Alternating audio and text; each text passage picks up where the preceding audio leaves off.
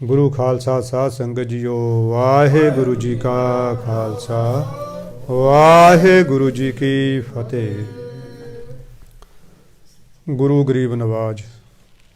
धन धन श्री गुरु ग्रंथ साहिब महाराज अपने पवित्र पावन अंग 274 तो अपने पंजवें स्वरूप गुरु अर्जुन प्रतख्या हरदे राही अपनी पवित्र पावन बाणी सुखमनी साहिब जी की 9ਵੀਂ पौड़ी की विचार की सांझ आपां नूं बख्श रहे ने। आओ आपां गुरु के शब्द के विचार की सांझ पाउण की निमाणी कोशिश करिए। गुरु महाराज ने जिथे साडे ते इन्नी किरपा की है, सानू इस भागा समा बख्शिया, उथे किरपा करन। सारिਆਂ ਨੂੰ सावधानता एकाग्रता शरधा भावना प्रेम बख्श के शब्द सुरत का मेल कराउंदियां होइयां अपनी पवित्र पावन बाणी की कथा करन अते सुनन की बल बुद्धि समर्था बख्शण। आओ अपनियां सुरतियां विरतियां नूं गुरु चरनां नाल जोड़िए। कल गुरु महाराज ने पहला अपरस बारे दस्सिया सी कि वह पापां बकारां तो बचिया होवे, गुरु चरनां नाल चित्त जोड़िया होवे। असली अर्थां विच उही अपरस है। वैष्णु बारे भी यही दस्सिया सी कि वह परमात्मा की माया तो निर्लेप होवे, संसार दे विच रहिंदा होया मुरगाबी वांग सुक्का रहे।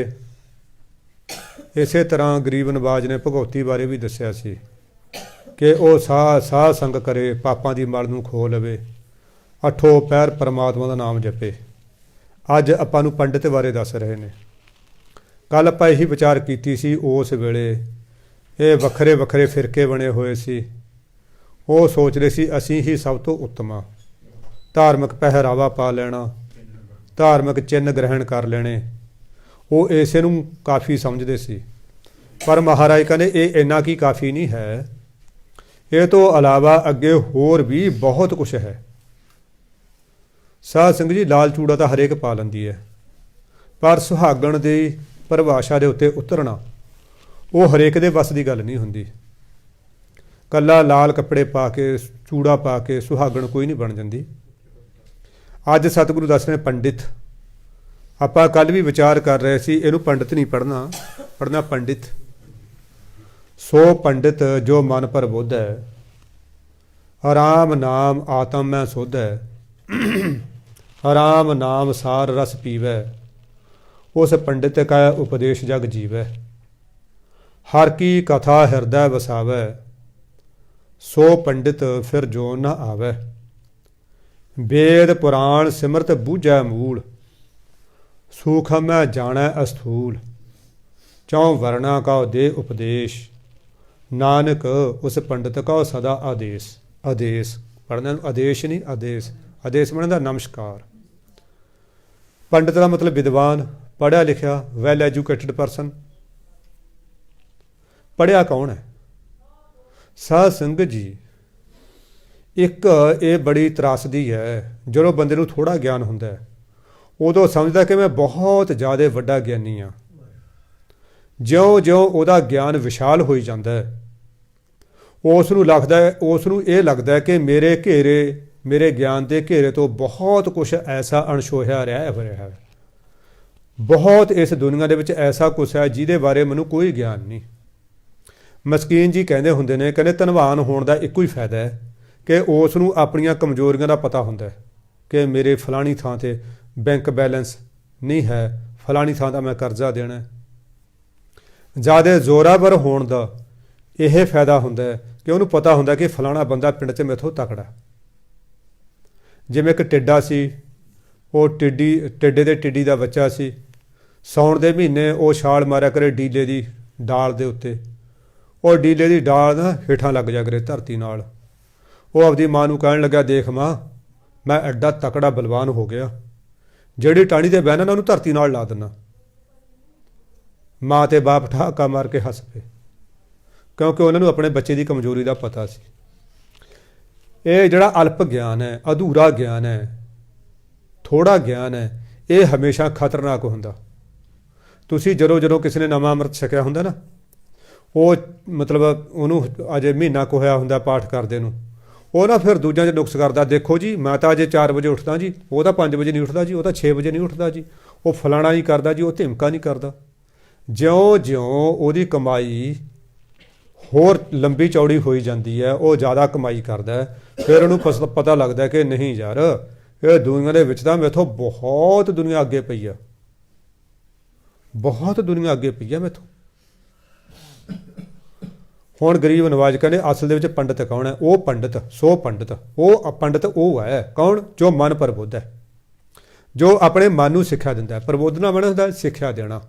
ਪਹਿਲਾਂ ਨਾ ਜਦੋਂ ਅਸੀਂ ਛੋਟੇ ਹੁੰਦੇ ਸੀ, ਉਦੋਂ ਜਦੋਂ ਇਹ ਕੱਚੀ ਪਹਿਲੀ ਕਰਦੇ ਹੁੰਦੇ ਸੀ, ਉਦੋਂ ਇੱਕ ਕਾਇਦਾ ਆਉਂਦਾ ਹੁੰਦਾ ਸੀ, ਉਹਦਾ ਨਾਮ ਹੁੰਦਾ ਸੀ ਬਾਲ ਪ੍ਰਬੋਧ, ਭਾਵ ਬਾਲਾਂ ਨੂੰ ਉਪਦੇਸ਼ ਦੇਣ ਵਾਲਾ। ਪ੍ਰਬੋਧ ਦਾ ਉਪਦੇਸ਼। ਉਹ ਪੰਡਤ ਹੈ ਜੋ ਆਪਣੇ ਮਨ ਨੂੰ ਸਿੱਖਿਆ ਦਿੰਦਾ, ਲੋਕਾਂ ਨੂੰ ਸਿੱਖਿਆ ਨਹੀਂ। ਸਤਿਗੁਰੂ ਇੱਕ ਥਾਂ 'ਤੇ ਇਹ ਵੀ ਕਹਿੰਦੇ ਨੇ, ਆਪਣਾ ਕਹਿਆ ਆਪ ਨਾ ਕਮਾਵੈ। ਹੁਣ ਇੱਥੇ ਮੈਂ ਜੋ ਕਹਿ ਰਿਹਾ ਆਪ ਜੀ ਨੂੰ, ਵੈਸੇ ਮੈਂ ਨਹੀਂ ਕਹਿ ਰਿਹਾ, ਮੈਨੂੰ ਤਾਂ ਇੱਕ ਜ਼ਰੀਆ ਬਣਾਇਆ ਗਿਆ ਹੈ, ਮੈਨੂੰ ਤਾਂ ਇੱਕ ਵਸੀਲਾ ਬਣਾਇਆ ਗਿਆ ਹੈ। ਕਹਿ ਤਾਂ ਉਹੀ ਰਿਹਾ, ਕਹਿ ਉਹੀ ਰਿਹਾ। ਕਈ ਵਾਰੀ ਜੋ ਸੋਚ ਕੇ ਆਈਦਾ ਉਹ ਇੱਥੇ ਭੁੱਲ ਜਾਈਦਾ, ਜੋ ਅਣਸੋਚਿਆ ਹੁੰਦਾ ਕਈ ਵਾਰੀ ਉਹ ਸਤਿਗੁਰੂ ਮੂੰਹ ਤੋਂ ਕਹਾ ਦਿੰਦੇ ਨੇ। ਫਿਰ ਪਤਾ ਲੱਗਦਾ ਵੀ ਬੰਦਿਆ ਇਹ ਤੂੰ ਨਹੀਂ ਬੋਲ ਰਿਹਾ, ਐਵੇਂ ਮਾਣ ਨਾ ਕਰੀ ਆਪਣੇ ਆਪ 'ਤੇ। ਮਸਕੀਨ ਜੀ ਕਹਿੰਦੇ ਜਿੱਦੇ ਕਥਾ ਉਹ ਕਰਵਾ ਲਵੇ ਉਹਦੇ ਤਾਂ ਹੁੰਦੀ ਆ ਕਥਾ, ਜਿੱਦੇ ਉਹ ਕੀਰਤਨ ਕਰਵਾ ਲਵੇ ਉਹਦੇ ਹੁੰਦਾ ਕੀਰਤਨ, ਜਿੱਦੇ ਉਹ ਨਿਤਨੇਮ ਕਰਵਾ ਲਵੇ ਉਹਦੇ ਹੁੰਦੀ ਆ ਨਿਤਨੇਮ, ਜਿੱਦੇ ਉਹ ਰੌਲ ਲਵਾ ਲਵੇ ਉਹਦੇ ਹੁੰਦੀ ਆ ਰੌਲ, ਜਿੱਦੇ ਉਹ ਨਾ ਕਿਰਪਾ ਕਰੇ ਨਾ ਉਹਦੇ ਖਾਪਣਾ ਹੁੰਦਾ, ਖਿੱਚਣਾ ਹੁੰਦਾ, ਉਹਦੇ 2 ਘੰਟੇ ਦੀ ਰੌਲ 6 ਮਹੀਨਿਆਂ ਵਰਗੀ ਹੋ ਜਾਂਦੀ ਹੈ। ਪੌਣੇ ਘੰਟੇ ਦਾ ਨਿਤਨੇਮ ਐ ਲੱਗਦਾ ਯਾਰ ਵੀ ਮੈਨੂੰ ਤਾਂ ਜੁਗੜੇ ਬੀਤ ਗਏ ਬੈਠੇ ਨੂੰ। ਆਹ ਕਥਾ ਦਾ ਘੰਟਾ ਹੀ ਨਹੀਂ ਪੂਰਾ ਹੁੰਦਾ। ਜਿੱਦੇ ਕਿਤੇ ਕਿਰਪਾ ਕਰਦਾ ਸਤਿਗੁਰੂ, ਐਂ ਲੱਗਦਾ ਯਾਰ ਵੀ ਹੈ ਇਹ ਘੜੀ ਕਿਤੇ ਜ਼ਿਆਦਾ ਤਾਂ ਨਹੀਂ ਦੌੜ ਰਹੀ, ਕਿਉਂਕਿ ਉਹਦੇ ਆਪ ਕਰਾ ਰਿਹਾ ਹੁੰਦਾ ਉਹ। ਮਹਾਰਾਜ ਜੀ ਕਹਿੰਦੇ ਉਹ ਪੰਡਤ ਹੈ ਜੋ ਆਪਣੇ ਮਨ ਨੂੰ ਇਸ ਸਿੱਖਿਆ ਦਿੰਦਾ। ਦੇਖੋ ਗੁਰੂ ਕਲਗੀਧਰ ਵੀ ਪਿਤਾ ਜੀ ਕਹਿੰਦੇ ਨੇ ਆਪਣੇ ਸਵਈਏ 'ਚ, ਦੇਹ ਸੇਵਾ ਬਰ ਮੋਹੇ ਇਹ ਹੈ, ਸ਼ੁਭ ਕਰਮਨ ਤੇ ਕਭੂ ਨਾ ਟਰੋ। ਸੇਵਾ ਮੀਨਜ ਕਲਿਆਣਕਾਰੀ, ਪਰਮਾਤਮਾ ਦਾ ਜੋ ਕਲਿਆਣਕਾਰੀ ਸਰੂਪ ਹੈ ਉਸ ਨੂੰ ਕੀ ਕਹਿੰਦੇ ਨੇ? ਸੇਵਾ। ਇੱਕ ਤਾਂ ਮਹੇਸ਼ ਜੀ ਨੇ ਜਿਹਨੂੰ ਆਪਣਾ ਹਿੰਦੂ ਜਗਤ ਸ਼ਿਵ ਜੀ ਕਹਿੰਦਾ, ਇੱਥੇ ਉਹ ਸ਼ਿਵ ਜੀ ਦੀ ਗੱਲ ਨਹੀਂ ਕੀਤੀ ਹੈ ਮਹਾਰਾਜ ਨੇ। ਮਹਾਰਾਜ ਜੀ ਕਹਿੰਦੇ ਦੇ ਸੇਵਾ ਬਰ ਮੋਹੇ ਇਹ ਹੈ, ਸ਼ੁਭ ਕਰਮਨ ਤੇ ਕਭੂ ਨਾ ਟਰੋ, ਨਾ ਡਰੋ ਅਰ ਸੋ ਜਬ ਜਾਏ ਲਰੋ, ਨਿਸ਼ਚੈ ਕਰ ਆਪਣੀ ਜੀਤ ਕਰੋ। ਤੀਜੀ ਜਿਹੜੀ ਪੰਗਤੀ ਹੈ ਉਹਦੇ ਵਿੱਚ ਇਹ ਆਪਣੀ ਪੰਗਤੀ ਵਾਲੀ ਜੋ ਹੈ ਤਕੀਦ ਕੀਤੀ ਹੈ। ਸਤਿਗੁਰੂ ਕਹਿੰਦੇ ਅਰ ਸਿੱਖੋ ਆਪਣੇ ਹੀ ਮਨ ਕਹੋ। ਸਿੱਖਿਆ ਕਿਹਨੂੰ ਦੇਵਾਂ? ਆਪਣੇ ਮਨ ਨੂੰ ਸਿੱਖਿਆ ਦੇਵਾਂ। ਅਰ ਸਿੱਖੋ ਆਪਣੇ ਹੀ ਮਨ ਕਹੋ, ਯਹ ਲਾਲਚ, ਇੱਕ ਲਾਲਚ ਵੀ ਦੇਈ ਮੈਨੂੰ, ਕਿਹੜਾ? ਹਉ ਗੁਣ ਤਉ ਉਚਰੋ, ਮੈਂ ਤੇਰੇ ਗੁਣਾਂ ਨੂੰ ਉਚਾਰਦਾ ਰਹਾਂ। ਇੱਕ ਤਾਂ ਸਿੱਖਿਆ ਦੇਈ ਮੈਨੂੰ ਲਾਲਚ ਹੋਵੇ ਤੇਰਾ ਨਾਮ ਜਪਣ ਦਾ, ਤੇਰੇ ਗੁਣ ਉਚਾਰਨ ਦਾ। ਦੂਸਰਾ ਇਹ ਕਿਰਪਾ ਕਰੀ ਮੇਰੇ ਤੇ, ਮੈਂ ਲੋਕਾਂ ਨੂੰ ਸਿੱਖਿਆ ਨਾ ਦੇਵਾਂ, ਸਿੱਖਿਆ ਆਪਣੇ ਮਨ ਨੂੰ ਦੇਵਾਂ। ਜਬ ਆਪ ਕੀ ਔਦ ਨਿਦਾਨ ਬਣੈ, ਆਤ ਹੀ ਰਣ ਮੈਂ ਤਬ ਜੂਝ ਮਰੋ। ਇਹ ਆਖਰੀ ਪੰਗਤੀ ਹੈ। ਆਰਾਮ ਨਾਮ ਆਤਮ ਮੈਂ ਸੋਧੈ। ਸੋਧਣਾ ਮੈਨੇ ਹੁੰਦਾ ਸਾਧ ਸੰਗਤ ਜੀ, ਕਿਸੇ ਗ੍ਰੰਥ ਨੂੰ, ਕਿਸੇ ਕਿਤਾਬ ਨੂੰ, ਕਿਸੇ ਪੁਸਤਕ ਨੂੰ ਪੜ੍ਹ ਕੇ ਉਹਦੇ ਵਿੱਚੋਂ ਤੱਤ ਸਾਰ ਕੱਢਣਾ। ਆਤਮ ਦੇ ਵਿੱਚ ਪਰਮਾਤਮਾ ਦੇ ਰਾਮ ਨਾਮ ਦਾ ਤੱਤ ਸਾਰ ਕੱਢ ਲੈਣਾ, ਇਹ ਪੰਡਤ ਦਾ ਕੰਮ ਹੈ। ਆਰਾਮ ਨਾਮ ਸਾਰ ਰਸ ਪੀਵੈ, ਫਿਰ ਉਹ ਪਰਮਾਤਮਾ ਦੇ ਨਾਮ ਦਾ ਸ੍ਰੇਸ਼ਟ ਰਸ ਪੀਂਦਾ, ਤੱਤ ਸਾਰ ਪੀਂਦਾ, ਸ੍ਰੇਸ਼ਟ ਰਸ ਪੀਂਦਾ। ਸਾਧ ਸੰਗਤ ਜੀ ਇਕੱਲੇ ਪੜ੍ਹਨ ਦੇ ਨਾਲ, ਕਿਤਾਬਾਂ ਪੜ੍ਹਨ ਦੇ ਨਾਲ ਕੋਈ ਪੰਡਤ ਨਹੀਂ ਬਣ ਜਾਂਦਾ। ਰਹੀਮ ਜੀ ਕਹਿੰਦੇ ਨੇ, ਕਹਿੰਦੇ ਪੰਡਤ ਪੋਥੀ ਪੜ੍ਹ ਜਗ ਮੂਆ, ਪੰਡਤ ਭਇਓ ਨਾ ਕੋਏ, 2.5 ਅਕਸ਼ਰ ਪ੍ਰੇਮ ਕੇ ਪੜ੍ਹੇ ਸੋ ਪੰਡਤ ਹੋਏ। ਉਹੀ ਪੰਡਤ। ਡਾਕਟਰ ਭਾਈ ਸਾਹਿਬ ਭਾਈ ਵੀਰ ਸਿੰਘ ਜੀ ਕਹਿੰਦੇ ਨੇ, ਪੜ੍ਹ ਪੁਸਤਕ ਢੇਰ ਕੁੜੇ, ਮੇਰਾ ਵੱਧਦਾ ਜਾਏ ਹਨੇਰ ਕੁੜੇ। ਆਸਾ ਦੀ ਵਾਰ ਚ ਆਪਾਂ ਰੋਜ਼ ਪੜ੍ਹਦੇ ਹਾਂ, ਜੇਤਾ ਪੜ੍ਹਿਆ ਤੇਤਾ ਕੜਿਆ, ਬਹੁਤ ਤੀਰਥ ਭਵਿਆ ਤੇਤੋ ਲਵਿਆ। ਜਿੰਨਾ ਜ਼ਿਆਦਾ ਕਿਤਾਬਾਂ ਸਾਧ ਸੰਗਤ, ਜਿਵੇਂ ਹੁਣ ਦੇਖੋ ਹੁਣ ਆਪਣੇ ਉਰੇ ਨਾ ਇੱਕ ਬੜੀ ਵੱਤ ਦੀ ਰੌਸ਼ਨੀ ਹੈ, ਆਪਾਂ ਨੂੰ ਸਾਰਾ ਕੁਝ ਦਿੰਦਾ, ਪਰ ਜੇ ਕਿਤੇ ਉਰੇ ਰੋਸ਼ਨੀ ਬਹੁਤ ਤੇਜ਼ ਹੋ ਜਾਵੇ, ਆਪਾਂ ਨੂੰ ਇੱਕ ਦੂਜੇ ਦਾ ਚਿਹਰਾ ਵੀ ਨਹੀਂ ਦਿੰਦਾ। ਸੜਕ ਦੇ ਉੱਤੇ ਜ਼ਿਆਦਾ ਐਕਸੀਡੈਂਟਸ ਦਾ ਕਾਰਨ ਇਹੀ ਹੁੰਦਾ ਹੈ ਕਿ ਅੱਗੋਂ ਗੱਡੀ ਦੀਆਂ ਲਾਈਟਸ ਬਹੁਤ ਤੇਜ਼ ਹੁੰਦੀਆਂ ਨੇ ਅਤੇ ਦੂਸਰੇ ਨੂੰ ਉਹ ਦਿੰਦੇ ਹੀ ਕੁਛ ਨਹੀਂ ਅਤੇ ਐਕਸੀਡੈਂਟ ਹੋ ਜਾਂਦਾ। ਭਾਵ ਜ਼ਿਆਦਾ ਚਾਨਣ, ਜ਼ਿਆਦਾ ਗਿਆਨ ਉਹ ਵੀ ਖਤਰਨਾਕ ਹੁੰਦਾ। ਘੱਟ ਬਹੁਤ ਖਤਰਨਾਕ ਹੁੰਦਾ, ਖਾਸ ਕਰਕੇ ਸੰਸਾਰੀ ਗਿਆਨ। ਜਿਹੜਾ ਆਤਮਾ ਦਾ ਗਿਆਨ ਹੈ, ਜਿਹੜਾ ਪਰਮਾਤਮਾ ਦਾ ਗਿਆਨ ਹੈ, ਉਹ ਤਾਂ ਸਾਧ ਸੰਗਤ ਜੀ ਅੱਖਾਂ ਨੀਚੇ ਤੇ ਆਉਂਦਾ। ਉਹ ਤਾਂ ਸਗੋਂ ਇੰਨਾ ਤੇਜ਼ ਅਤੇ ਨਿੰਮਾ ਹੁੰਦਾ, ਇੰਨਾ ਮਿੱਠਾ ਚਾਨਣ ਹੁੰਦਾ ਉਹ, ਕਿ ਬੰਦਾ ਨੂੰ ਚਾਹੇ ਤ੍ਰੈ ਕਾਲ ਦੀਆਂ ਚੀਜ਼ਾਂ ਦਿਸੀ ਜਾਣ, ਚਾਹੇ ਤਿੰਨਾਂ ਭਾਵਨਾ ਦੀਆਂ ਚੀਜ਼ਾਂ ਦਿਸੀ ਜਾਣ, ਫਿਰ ਵੀ ਉਹ ਬੰਦਾ ਅੱਕਦਾ ਨਹੀਂ, ਥੱਕਦਾ ਨਹੀਂ। ਗਰੀਬ ਨਵਾਜ ਕਹਿੰਦੇ ਉਹ ਪੰਡਤ ਹੈ, ਉਹ ਆਪਣੇ ਜਿਹੜਾ ਪਰਮਾਤਮਾ ਦੇ ਨਾਮ ਦਾ ਸ੍ਰੇਸ਼ਟ ਰਸ ਪੀਂਦਾ ਹੈ। ਇਹੋ ਜਿਹੇ ਪੰਡਤ ਦੇ ਜਿਹੜਾ ਆਪਣੇ ਮਨ ਨੂੰ ਉਪਦੇਸ਼ ਦਿੰਦਾ ਹੈ ਅਤੇ ਆਪਣੀ ਆਤਮਾ ਦੇ ਵਿੱਚ ਪਰਮਾਤਮਾ ਦੇ ਨਾਮ ਨੂੰ ਸੋਧਦਾ, ਨਿਚੋੜ ਕੱਢਦਾ ਹੈ ਅਤੇ ਉਹਦਾ ਹਮੇਸ਼ਾ ਜਪ ਜਪ ਕੇ ਉਹਦਾ ਨਾਮ ਰਸ ਪੀਂਦਾ ਹੈ। ਇਹੋ ਜਿਹੇ ਪੰਡਤ ਦੇ ਉਪਦੇਸ਼ ਨਾਲ ਤਾਂ ਸਾਰਾ ਜੱਗ ਜਿਉਂਦਾ। ਇਹ ਅਸਲੀ ਪੰਡਤ ਦੀ ਗੱਲ ਹੈ। ਧਨਾਸਰੀ ਰਾਗ ਦੇ ਵਿੱਚ ਵੀ ਸਤਿਗੁਰੂ ਇਹ ਐਸੀ ਗੱਲ ਕਹਿੰਦੇ ਨੇ। ਗਰੀਬ ਨਵਾਜ ਕਹਿੰਦੇ ਹਰ ਕੀ ਕਥਾ ਹਿਰਦਾ ਵਸਾਵੈ, ਸੋ ਪੰਡਤ ਫਿਰ ਜੋਨ ਨਾ ਆਵੈ। ਕਥਾ ਦਾ ਮਤਲਬ ਸਾਧ ਸੰਗਤ ਜੀ ਸਿਫਤ ਸਲਾਹ, ਵਡਿਆਈ, ਹਰੀ ਦੀ ਵਡਿਆਈ ਨੂੰ ਹਿਰਦੇ 'ਚ ਵਸਾ ਕੇ ਰੱਖੇ।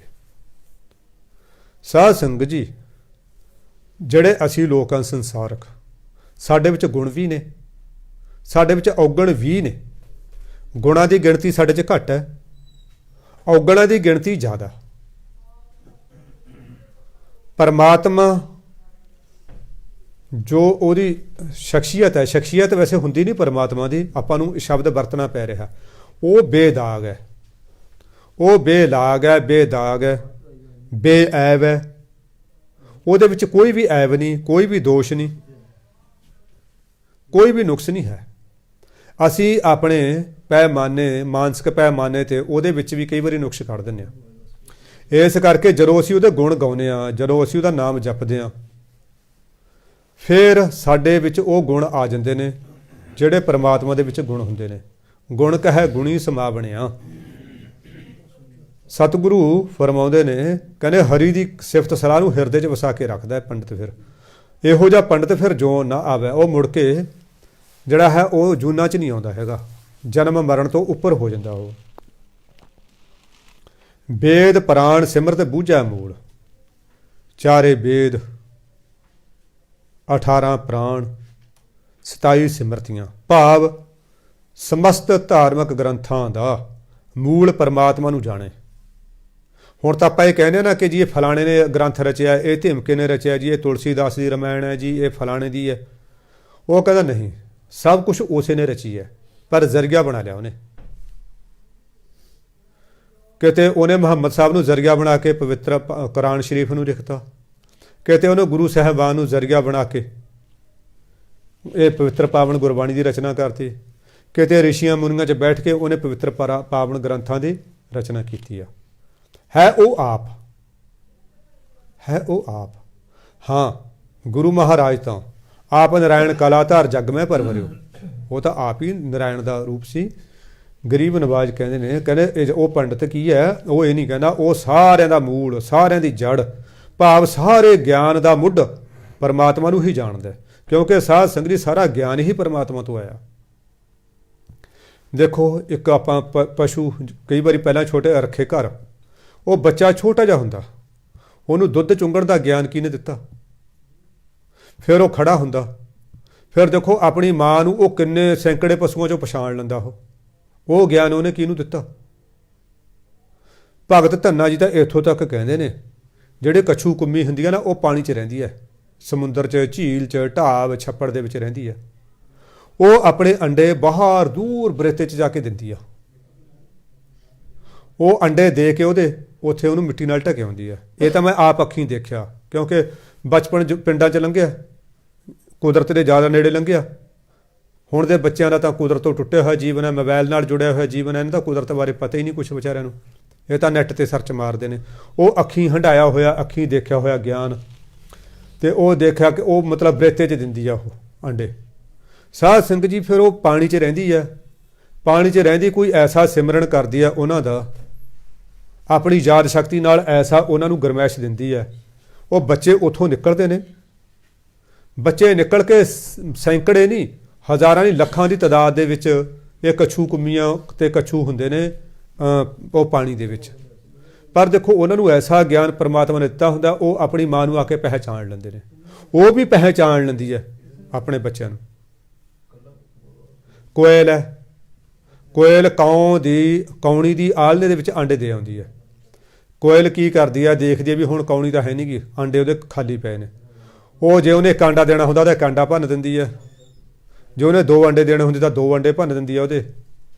ਕੌਣੀ ਹਾਲਾਂਕਿ ਇੰਨੀ ਹੁਸ਼ਿਆਰ ਹੁੰਦੀ ਹੈ ਪਰ ਉਹਨੂੰ ਕੋਈ ਨਹੀਂ ਪਤਾ ਲੱਗਦਾ।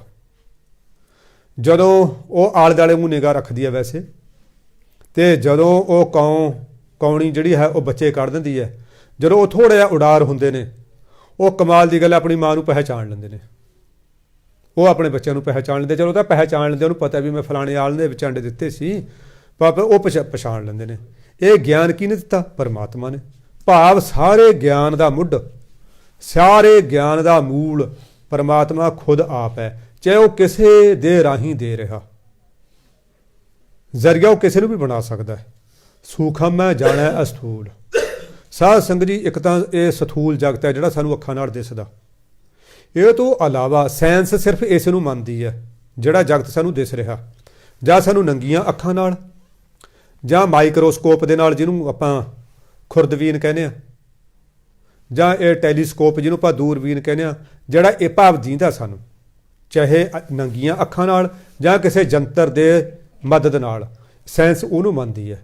ਪਰ ਧਰਮ ਸਾਧ ਸੰਗਤ ਜੀਓ ਕਿਸੇ ਹੋਰ ਦੁਨੀਆ ਨੂੰ ਵੀ ਮੰਨਦਾ ਜਿਹੜੀ ਕਿ ਸਾਨੂੰ ਕਿਸੇ ਜੰਤਰ ਨਾਲ ਦਿਖਾਈ ਨਹੀਂ ਦਿੰਦੀ। ਜਿਨ੍ਹਾਂ ਸੰਤਾਂ ਮਹਾਂਪੁਰਸ਼ਾਂ ਦੀਆਂ ਦਿਵ ਦ੍ਰਿਸ਼ਟੀਆਂ ਖੁੱਲ੍ਹੀਆਂ, ਉਹਨਾਂ ਗੁਰੂ ਪੀਰਾਂ ਨੇ ਉਸ ਜਗਤ ਬਾਰੇ ਲਿਖਿਆ। ਬਹੁਤ ਸਾਲ ਪਹਿਲਾਂ ਬਾਬਾ ਜੀ ਨੇ ਇੱਥੇ ਇੱਕ ਕਿਤਾਬ ਵੰਡੀ ਸੀ, ਉਹ ਕਿਤਾਬ ਦਾ ਨਾਂ ਸੀ ਅਵਿਨਾਸ਼ੀ ਲੀਲਾ। ਉਹ ਕਿਤਾਬ ਕਿਸੇ ਅੰਗਰੇਜ਼ ਰਾਈਟਰ ਦੀ ਲਿਖੀ ਹੋਈ ਸੀ। ਉਹ ਇੰਗਲਿਸ਼ ਦਾ ਵਿੱਚ ਉਹਦਾ ਨਾਂ ਸੀ ਵਰਲਡ ਦਿਸ ਦਾ ਵਰਲਡ, ਇਸ ਦੁਨੀਆ ਤੋਂ ਅੱਗੇ। ਸਾਧ ਸੰਗਤ ਜੀ, ਉਹਨੇ ਫਿਰ ਸਾਰਾ ਕੁਛ, ਉਹ ਅੰਗਰੇਜ਼ ਹਾਲਾਂਕਿ ਈਸਾਈ, ਇਸਲਾਮ, ਯਹੂਦੀ, ਇਹ ਨਾ ਰੀਬਰਥ ਨੂੰ ਮੰਨਦੇ ਨਹੀਂ ਹੈਗੇ। ਉਹ ਬੰਦਾ ਕੀ ਕਰਦਾ ਸੀ, ਆਪਣੀ ਜਿਹੜੀ ਉਹਦੀ ਲੇਡੀ ਫਰੈਂਡ ਸੀ ਨਾ ਕੋਈ, ਉਹਦੇ ਘਰ ਆਇਆ, ਉਹਦੇ ਘਰ ਆ ਕੇ ਟਾਈਪਰਾਈਟਰ ਦੇ ਉੱਤੇ ਉਹ ਜਿਹੜਾ ਹੈ ਟਾਈਪ ਕਰ ਰਿਹਾ। ਉਹਦੀ ਬੀਬੀ ਦੀ ਜਾਗ ਖੁੱਲ੍ਹੀ ਰਾਤ ਨੂੰ ਵੀ ਮੇਰੀ ਟਾਈਪਰਾਈਟਰ ਕੌਣ ਚਲਾ ਰਿਹਾ, ਕਿਉਂਕਿ ਜੇ ਤਾਂ ਸਾਡੀਆਂ ਬੀਬੀਆਂ ਹੁੰਦੀਆਂ ਫਿਰ ਤਾਂ ਚੀਕਾਂ ਮਾਰ ਦਿੰਦੀਆਂ, ਡਰ ਜਾਂਦੀਆਂ, ਕਿਉਂਕਿ ਅੰਗਰੇਜ਼ ਸਾਡੇ ਤੋਂ ਕਾਫੀ ਐਡਵਾਂਸ ਨੇ, ਅੱਗੇ ਨੇ। ਉਹ ਬੀਬੀ ਨੇ ਡਰੀ ਨਹੀਂ ਹੈ, ਉਹਨੇ ਲਾਈਟ ਬਾਲੀ, ਦੇਖਦੀ ਕੀ ਦੇਖਦੀ ਹੈ, ਉਹ ਟਾਈਪਰਾਈਟਰ ਚੱਲ ਰਹੀ ਹੈ, ਟਾਈਪਰਾਈਟਰ ਚੱਲਿਆ ਟਿਕ ਟਿਕ ਟਿਕ ਟਿਕ, ਫਿਰ ਉਹ ਚੱਲਿਆ ਟਿਕ ਟਿਕ ਟਿਕ, ਫਿਰ ਕਰ ਰਿਹਾ। ਉਹ ਡਰੀ ਨਹੀਂ, ਬੜੇ ਤਕੜੇ ਦਿਲ ਨਾਲ ਉਹਦੇ ਕੋਲ ਜਾ ਕੇ ਖੜ ਗਈ। ਉਹ ਕੀ ਪੜ੍ਹਦਾ ਕਿ ਮਾਈ ਜਿਹੜੀ ਹੈ ਲਵਡ ਫਲਾਣੀ ਧਮਕੀ, ਜੋ ਉਹਦਾ ਨਾਂ ਸੀ, ਕਿ ਉਹਨੇ ਦੱਸਿਆ ਕਿ ਮੈਂ ਫਲਾਣਾ। ਉਹ ਬੰਦੇ ਦਾ ਜਿਹੜਾ ਰਾਈਟਰ ਸੀ ਨਾ, ਉਹਦਾ ਨਾਂ ਕੋਈ ਗੋਤ ਦਾ ਫੋਰਡ ਸੀ, ਨਾ ਤਾਂ ਮੈਂ ਭੁੱਲ ਗਿਆ, ਪਤਾ ਨਹੀਂ ਹੈਨਰੀ ਸੀ ਕੀ ਸੀ, ਉਹਦਾ ਗੋਤ ਸੀ ਜਿਹੜਾ ਸਾਬਕਾਸਟ ਫੋਰਡ ਸੀ। ਉਹ ਲਿਖਦਾ ਵੀ ਮੈਂ ਤੇਰਾ ਫਰੈਂਡ ਉਹ ਫਲਾਣਾ, ਅਤੇ ਮੈਂ ਜਿਹੜਾ ਫਲਾਣੇ ਐਕਸੀਡੈਂਟ 'ਚ ਮਾਰਿਆ ਗਿਆ ਸੀ। ਮੈਂ ਇੱਕ ਸ਼ਰਾਬ ਪੀਂਦਾ ਸੀ, ਇੱਕ ਸਿਗਰਟ ਪੀਂਦਾ ਸੀ, ਪਰ ਮੈਂ ਉੱਦਾਂ ਉਂਝ ਬੜਾ ਨੇਕ ਬੰਦਾ ਸੀ। ਉਹ ਨੇਕੀ ਦੇ ਕਾਰਨ ਮੈਂ ਜਦੋਂ ਮਰਿਆ ਅਤੇ ਮੈਨੂੰ ਇੱਕ ਇਹੋ ਜਿਹੇ ਮੰਡਲ 'ਤੇ, ਉਹਨੇ ਮੰਡਲ ਸ਼ਬਦ ਯੂਜ਼ ਕੀਤਾ ਵੀ ਮੈਂ ਇਹੋ ਜਿਹੇ ਮੰਡਲ 'ਤੇ ਰਹਿ ਰਿਹਾ, ਇੱਥੇ ਬਹੁਤ ਖੂਬਸੂਰਤ ਹੈ, ਇੱਥੇ ਅਤੇ ਬਹੁਤ ਹੀ ਵਧੀਆ ਜਗ੍ਹਾ ਹੈ, ਪਰ ਇੱਥੇ ਹਨੇਰਾ ਸੀ। ਉਹਨਾਂ ਦੇ ਕਹਿਣ ਨਾਲ ਮੈਂ ਮੇਰੇ ਮੁੰਡੇ ਤੋਂ ਪਾਠ ਕਰਵਾਏ ਅਤੇ ਮੈਨੂੰ ਇੱਥੇ ਚਾਨਣ ਹੋ ਗਿਆ। ਹੁਣ ਮੈਂ ਤੈਨੂੰ ਇਹ ਦੱਸਣ ਆਇਆ, ਇੱਕ ਤਾਂ ਵੀ ਤੂੰ ਸ਼ਰਾਬ ਪੀਣੀ ਹੈ, ਸ਼ਰਾਬ ਪੀਣੀ ਛੱਡ ਦੇ, ਇਹ ਸਿਗਰਟ ਛੱਡ ਦੇ, ਤੂੰ ਵੱਧ ਤੋਂ ਵੱਧ ਬਾਈਬਲ ਦਾ ਪਾਠ ਕਰਿਆ ਕਰ, ਪਰਮਾਤਮਾ ਦਾ ਨਾਮ ਜਪਿਆ ਕਰ। ਇਕੱਲੀ ਨੇਕੀ ਕਿਸੇ ਕੰਮ ਦੀ ਨਹੀਂ ਹੈਗੀ। ਨੇਕੀ ਨਾਲ ਅਸੀਂ ਥੋੜ੍ਹਾ ਚਿਰ ਸੁੱਖ ਤਾਂ ਮਾਣ ਸਕਦੇ ਹਾਂ। ਜਿਵੇਂ ਗੁਰਬਾਣੀ ਦੇ ਵਿੱਚ ਲਿਖਿਆ ਹੋਇਆ ਹੈ, ਜੈਸੇ ਖੇਤੀ ਸਾਧੈ ਬਹੁ ਬਿਧ, ਬਿਨ ਬੀਜੈ ਨਹੀਂ ਜਾਮੈ। ਖੇਤ ਨੂੰ ਕੋਈ ਹਲ ਵਾਹ ਕੇ ਉਹਨੂੰ ਘਾਹ ਫੂਸ ਤੋਂ ਮੁਕਤ ਕਰੀ ਰੱਖੇ, ਜੇ ਉਹਦੇ ਵਿੱਚ ਕੋਈ ਬੀਜ ਨਹੀਂ ਬੀਜਦਾ ਤਾਂ ਉਹਨੂੰ ਕੋਈ ਲਾਭ ਨਹੀਂ ਹੋਏਗਾ। ਅਸੀਂ ਪਾਪਾਂ ਵਿਕਾਰਾਂ ਤੋਂ ਪਰਹੇਜ਼ ਕਰਕੇ ਆਪਣੇ ਮਨ ਰੂਪੀ ਖੇਤੀ ਨੂੰ ਜਿਹੜਾ ਹੈ ਸਾਫ਼ ਤਾਂ ਰੱਖ ਸਕਦੇ ਹਾਂ, ਪਰ ਜੇ ਉਹਦੇ ਵਿੱਚ ਨਾਮ ਦਾ ਬੀਜ ਨਹੀਂ ਬੀਜਾਂਗੇ ਫਿਰ ਸਾਧ ਸੰਗਤ ਜੀ ਸਾਨੂੰ ਫਸਲ ਤਾਂ ਕੋਈ ਨਹੀਂ ਮਿਲੇਗੀ, ਫਲ ਤਾਂ ਕੋਈ ਨਾ ਮਿਲੇਗਾ। ਗੁਰੂ ਮਹਾਰਾਜ ਇਹ ਕਹਿ ਰਹੇ ਨੇ ਕਿ ਮਤਲਬ ਜਿਹੜਾ ਹੈ ਉਹ ਫਿਰ ਦੱਸ ਰਿਹਾ ਭਾਈ ਕਿ ਬੀਬੀ ਤੂੰ ਇਹ ਨਾਮ ਇਹ ਇਸ ਤਰ੍ਹਾਂ ਕਰ। ਫਿਰ ਉਹਨੇ ਇਹ ਵੀ ਗੱਲ ਦੱਸੀ, ਜਿਵੇਂ ਕਹਿੰਦੇ ਆਇਨਸਟਾਈਨ ਸੀ ਜਾਂ ਉਹ ਜਾਰਜ ਸਟੀਫਨ ਸੀ ਜਿਹਨੇ ਰੇਲ ਗੱਡੀ ਦੇ ਇੰਜਣ ਦੀ ਕਾਢ ਕੱਢੀ। ਉਹ ਕਹਿੰਦਾ ਸਭ ਨੂੰ ਇੱਥੇ ਟ੍ਰੇਨਿੰਗ ਦਿੱਤੀ ਜਾਂਦੀ ਹੈ। ਉਹਦੇ ਬਹੁਤ ਸਕੂਲ ਨੇ ਜਿਹੜੇ ਬੰਦੇ ਨੂੰ ਕਿਸੇ ਫੀਲਡ ਦੇ ਵਿੱਚ ਉਹਨਾਂ ਨੇ ਮਾਹਰ ਕਰਨਾ ਹੁੰਦਾ, ਟ੍ਰੇਨਡ ਕਰਨਾ ਹੁੰਦਾ, ਉਹਨੂੰ ਇੱਥੋਂ ਚਾਹੇ ਕੋਈ ਅੱਤਵਾਦ ਹੈ, ਚਾਹੇ ਕੋਈ ਸੂਰਮਾ ਲੜਾਈ ਲੜਨ ਵਾਲਾ, ਉਹਨੂੰ ਪਹਿਲਾਂ ਇੱਥੇ ਟ੍ਰੇਨਿੰਗ ਦਿੱਤੀ ਜਾਂਦੀ ਆ, ਇੱਥੋਂ ਟ੍ਰੇਨਡ ਕਰਕੇ ਫਿਰ ਭੇਜਿਆ ਜਾਂਦਾ। ਨਹੀਂ ਕਿਸੇ ਨੂੰ ਕੀ ਪਤਾ ਜੀ ਇਹ ਵੀ ਪਾਣੀ ਦੇ ਵਿੱਚ ਗੈਸਾਂ ਨੇ, ਕਿਸੇ ਨੂੰ ਕੀ ਪਤਾ ਵੀ ਇਹ ਸਮੁੰਦਰ ਦੇ ਵਿੱਚ ਸਿੱਪੀ ਦੇ ਵਿੱਚ ਮੋਤੀ ਹੁੰਦਾ। ਉਹ ਕਹਿੰਦੇ ਇੱਥੇ ਟ੍ਰੇਨਿੰਗ ਦੇ ਕੇ ਭੇਜਿਆ ਜਾਂਦਾ। ਉਹ ਸੋ ਕਾਫੀ ਹੈ, ਬਹੁਤ ਵਧੀਆ ਗਿਆਨ ਦੀ ਉਹਨਾਂ ਨੇ ਗੱਲ ਦਿੱਤੀ ਹੋਈ ਹੈ। ਸ਼ਾਇਦ ਉਹ ਯੂਨੀਵਰਸਿਟੀ ਨੇ ਨਾ ਉਹਦਾ ਤਰਜਮਾ ਕੀਤਾ ਸੀ, ਉਹਦਾ ਨਾਮ ਪੰਜਾਬੀ 'ਚ ਅਵਿਨਾਸ਼ੀ ਲੀਲਾ ਰੱਖਿਆ ਸੀ। ਅਤੇ ਉਹ ਸਾਧ ਸੰਗਤ ਜੀ ਹੁਣ ਉਹੀ ਗੱਲ ਇੱਥੇ ਹੈ। ਮਹਾਰਾਜ ਜੀ ਕਹਿੰਦੇ ਜਿੰਨਾ ਇਹ ਸੂਖਮ ਹੈ, ਭੂਤ ਪ੍ਰੇਤ ਆਪਾਂ ਪੜ੍ਹਦੇ ਹਾਂ ਸੁਖਮਨੀ ਸਾਹਿਬ ਦੇ ਵਿੱਚ, ਅਤੇ ਹੋਰ ਬੜੀਆਂ ਉਹ ਨੇ, ਅਤੇ ਉਹ ਸਾਰਿਆਂ ਦਾ ਵਿੱਚ ਉਹ ਪਰਮਾਤਮਾ ਹੀ ਖੁਦ ਵਸਦਾ। ਭਾਵ ਜਿੰਨੀਆਂ ਨਕਾਰਾਤਮ ਸ਼ਕਤੀਆਂ ਨੇ, ਚਾਹੇ ਆਪਾਂ ਕਾਮ ਹੈ, ਕ੍ਰੋਧ ਹੈ, ਲੋਭ ਹੈ, ਮੋਹ ਹੈ, ਹੰਕਾਰ ਹੈ, ਈਰਖ ਹੈ, ਦਵੈਸ਼ ਹੈ, ਇਹ ਸਾਰੀਆਂ ਦੇ ਵਿੱਚ ਹੀ ਪਰਮਾਤਮਾ ਦੀ ਸ਼ਕਤੀ ਕੰਮ ਕਰਦੀ ਹੈ। ਹਾਂ, ਜਿਵੇਂ ਇੱਕ ਸੁਨਿਆਰ ਹੈ, ਉਹਦੇ ਕੋਲੇ ਬਿਸਕੁਟ ਦੇ ਰੂਪ ਵਿੱਚ ਸ਼ੁੱਧ ਸੋਨਾ ਹੁੰਦਾ, ਉਹਦੇ ਉੱਤੇ ਸਟੈਂਪ ਲੱਗੀ ਹੁੰਦੀ ਹੈ 24 ਕੈਰਟਸ ਗੋਲਡ। ਜਿੰਨੀ ਦੇਰ ਉਹਦਾ ਕੋਈ ਸੋਨਾ, ਕੋਈ ਜਿਹੜਾ ਹੈ ਟੂਮ ਗਹਿਣਾ ਨਹੀਂ ਬਣਾਉਂਦਾ, ਉਨੀ ਦੇਰ ਉਹ ਸ਼ੁੱਧ ਰਹਿੰਦਾ। ਜਦੋਂ ਕੋਈ ਗਾਹਕ ਆਰਡਰ ਦੇ ਕੇ ਆਉਂਦਾ ਉਸ ਨੂੰ ਕਿ ਜੀ ਇਹਦਾ ਹਾਰ ਬਣਾ ਦਿਓ, ਇਹਦਾ ਕੜਾ ਬਣਾ ਦਿਓ, ਇਹਦੀ ਅੰਗੂਠੀ ਬਣਾ ਦਿਓ, ਫਿਰ ਸੁਨਿਆਰ ਉਹਦੇ ਵਿੱਚ ਕੁਛ ਨਾ ਕੁਛ ਖੋਟ ਰਲਾਉਂਦਾ, ਕੋਈ ਐਬ ਪਾਉਂਦਾ ਉਹਦੇ ਵਿੱਚ, ਤਾਂ ਫਿਰ ਉਹਦਾ ਗਹਿਣਾ ਬਣਦਾ, ਕਿਉਂਕਿ ਸ਼ੁੱਧ ਸੋਨੇ ਦਾ ਕੋਈ ਗਹਿਣਾ ਨਹੀਂ ਬਣਦਾ। ਇਸੇ ਤਰ੍ਹਾਂ ਜਦੋਂ ਸਾਡੀ ਆਤਮਾ ਪਰਮਾਤਮਾ ਦੇ ਵਿੱਚ ਲੀਨ ਸੀ, ਅਸੀਂ ਸ਼ੁੱਧ ਰੂਪ ਦੇ ਵਿੱਚ ਸੀ, ਪਰਮਾਤਮਾ ਨੇ ਇਹ ਖੇਡ ਰਚਣ ਵਾਸਤੇ ਇਹ ਸੰਸਾਰ ਨੂੰ ਰਚਿਆ। ਇਹਦੇ ਵਿੱਚ ਦੋ ਸ਼ਕਤੀਆਂ ਬਣਾਈਆਂ, ਲਿੰਗ ਪੁਲਿੰਗ ਬਣਾਏ ਅਤੇ ਵਿਰੋਧੀ ਚੀਜ਼ਾਂ ਬਣਾਈਆਂ, ਅੱਗ ਦਾ ਪਾਣੀ, ਪਾਣੀ ਦੀ ਹਵਾ, ਇਸ ਤਰ੍ਹਾਂ ਵਿਰੋਧੀ ਚੀਜ਼ਾਂ ਬਣਾਈਆਂ ਉਹਨੇ, ਤਾਂ ਕਿ ਇਹ ਦੁਨੀਆ ਦੀ ਖੇਡ ਚੱਲ ਸਕੇ। ਗੁਰੂ ਪਾਤਸ਼ਾਹ ਕਹਿੰਦੇ ਨੇ ਖੰਡਾ ਪ੍ਰਥਮੈ ਸਾਜ ਕੈ ਜਿਨ ਸਭ ਸੰਸਾਰ ਉਪਾਇਆ, ਹਾਂ ਬਰਮਾ ਵਿਸ਼ਨ ਮਹੇਸ਼ ਸਾਜ ਕੁਦਰਤੀ ਦਾ ਖੇਲ ਰਚਾਏ ਬਣਾਇਆ, ਸਿੰਧ ਪਰਬਤ ਮੇਦਨੀ ਬਿਨ ਥੰਮਾ ਗਗਨ ਰਹਾਇਆ, ਸਿਰਜੇ ਦਾਨੋ ਦੇਵਤੇ ਤਿਨ ਅੰਦਰ ਬਾਦ ਰਚਾਇਆ, ਤੈਂ ਹੀ ਦੁਰਗਾ ਸਾਜ ਕੈ ਦੈਤਾਂ ਦਾ ਨਾਸ਼ ਕਰਾਇਆ, ਤੈਥੋਂ ਹੀ ਬਲ ਰਾਮ ਲੈ, ਰਾਮ ਨੇ ਤੈਥੋਂ ਹੀ ਬਲ ਲਿਆ, ਤੈਥੋਂ ਹੀ ਬਲ ਰਾਮ ਲੈ, ਨਾਲ ਬਾਣਾ ਦਹਿ ਸਿਰ ਘਾਇਆ, ਤੈਥੋਂ ਹੀ ਬਲ ਕ੍ਰਿਸ਼ਨ ਲੈ, ਕੰਸ ਕੇਸੀ ਪਕੜ ਗਰਾਇਆ, ਵੱਡੇ ਵੱਡੇ ਮੁਨ ਦੇਵਤੇ ਕਈ ਜੁਗ ਤਿਨੀ ਤਨ ਤਾਇਆ, ਕਿੰਨੀ ਤੇਰਾ ਅੰਤ ਨਾ ਪਾਇਆ, ਕਿਸੇ ਨੇ ਤੇਰਾ ਅੰਤ ਨਹੀਂ ਪਾਇਆ ਮਾਰ। ਇਹ ਸਾਰਾ ਤੂੰ ਹੀ ਹੈ। ਭਾਵ ਰਾਖਸ਼ਾਂ ਦੇ ਵਿੱਚ ਵੀ ਤੂੰ ਵਰਤਿਆ, ਦੇਵਤਿਆਂ ਦੇ ਵਿੱਚ ਵੀ ਤੂੰ ਵਰਤਿਆ, ਤੂੰ ਹੀ ਆਪਣੀ ਸਾਰੀ ਖੇਡ ਨੂੰ ਬਣਾਉਣ ਵਾਲਾ ਹੈ। ਹੁਣ ਉਹਨੇ ਇਹ ਦੁਨੀਆ ਦੀ ਜਦੋਂ ਸਾਨੂੰ ਉਹਨੇ ਬਣਾਇਆ, ਫਿਰ ਸਾਡੇ ਵਿੱਚ ਰਜੋ ਸਤੋ ਤਮੋ ਪਾਏ, ਕਿਸੇ 'ਚ ਰਜੋ ਜ਼ਿਆਦੇ ਪਾਤਾ, ਕਿਸੇ 'ਚ ਸਤੋ ਜ਼ਿਆਦੇ ਪਾਤਾ, ਕਿਸੇ 'ਚ ਤਮੋ ਹੀ ਤਮੋ ਪਾਤਾ। ਜਿਹੜੇ ਮਹਾਂਪੁਰਖ ਹੁੰਦੇ ਨੇ, ਕਾਰਕ ਹੁੰਦੇ ਨੇ, ਜਿਨ੍ਹਾਂ ਬਾਰੇ ਲਿਖਿਆ ਕਿ ਜਨਮ ਮਰਨ ਦੂਹੋਂ ਮੈਂ ਨਾ ਹੀ ਜਨ ਪਰਉਪਕਾਰੀ ਆਏ, ਸਾਧ ਸੰਗਤ ਜੋ ਕਾਰਕ ਪੁਰਸ਼ ਹੁੰਦੇ ਨੇ।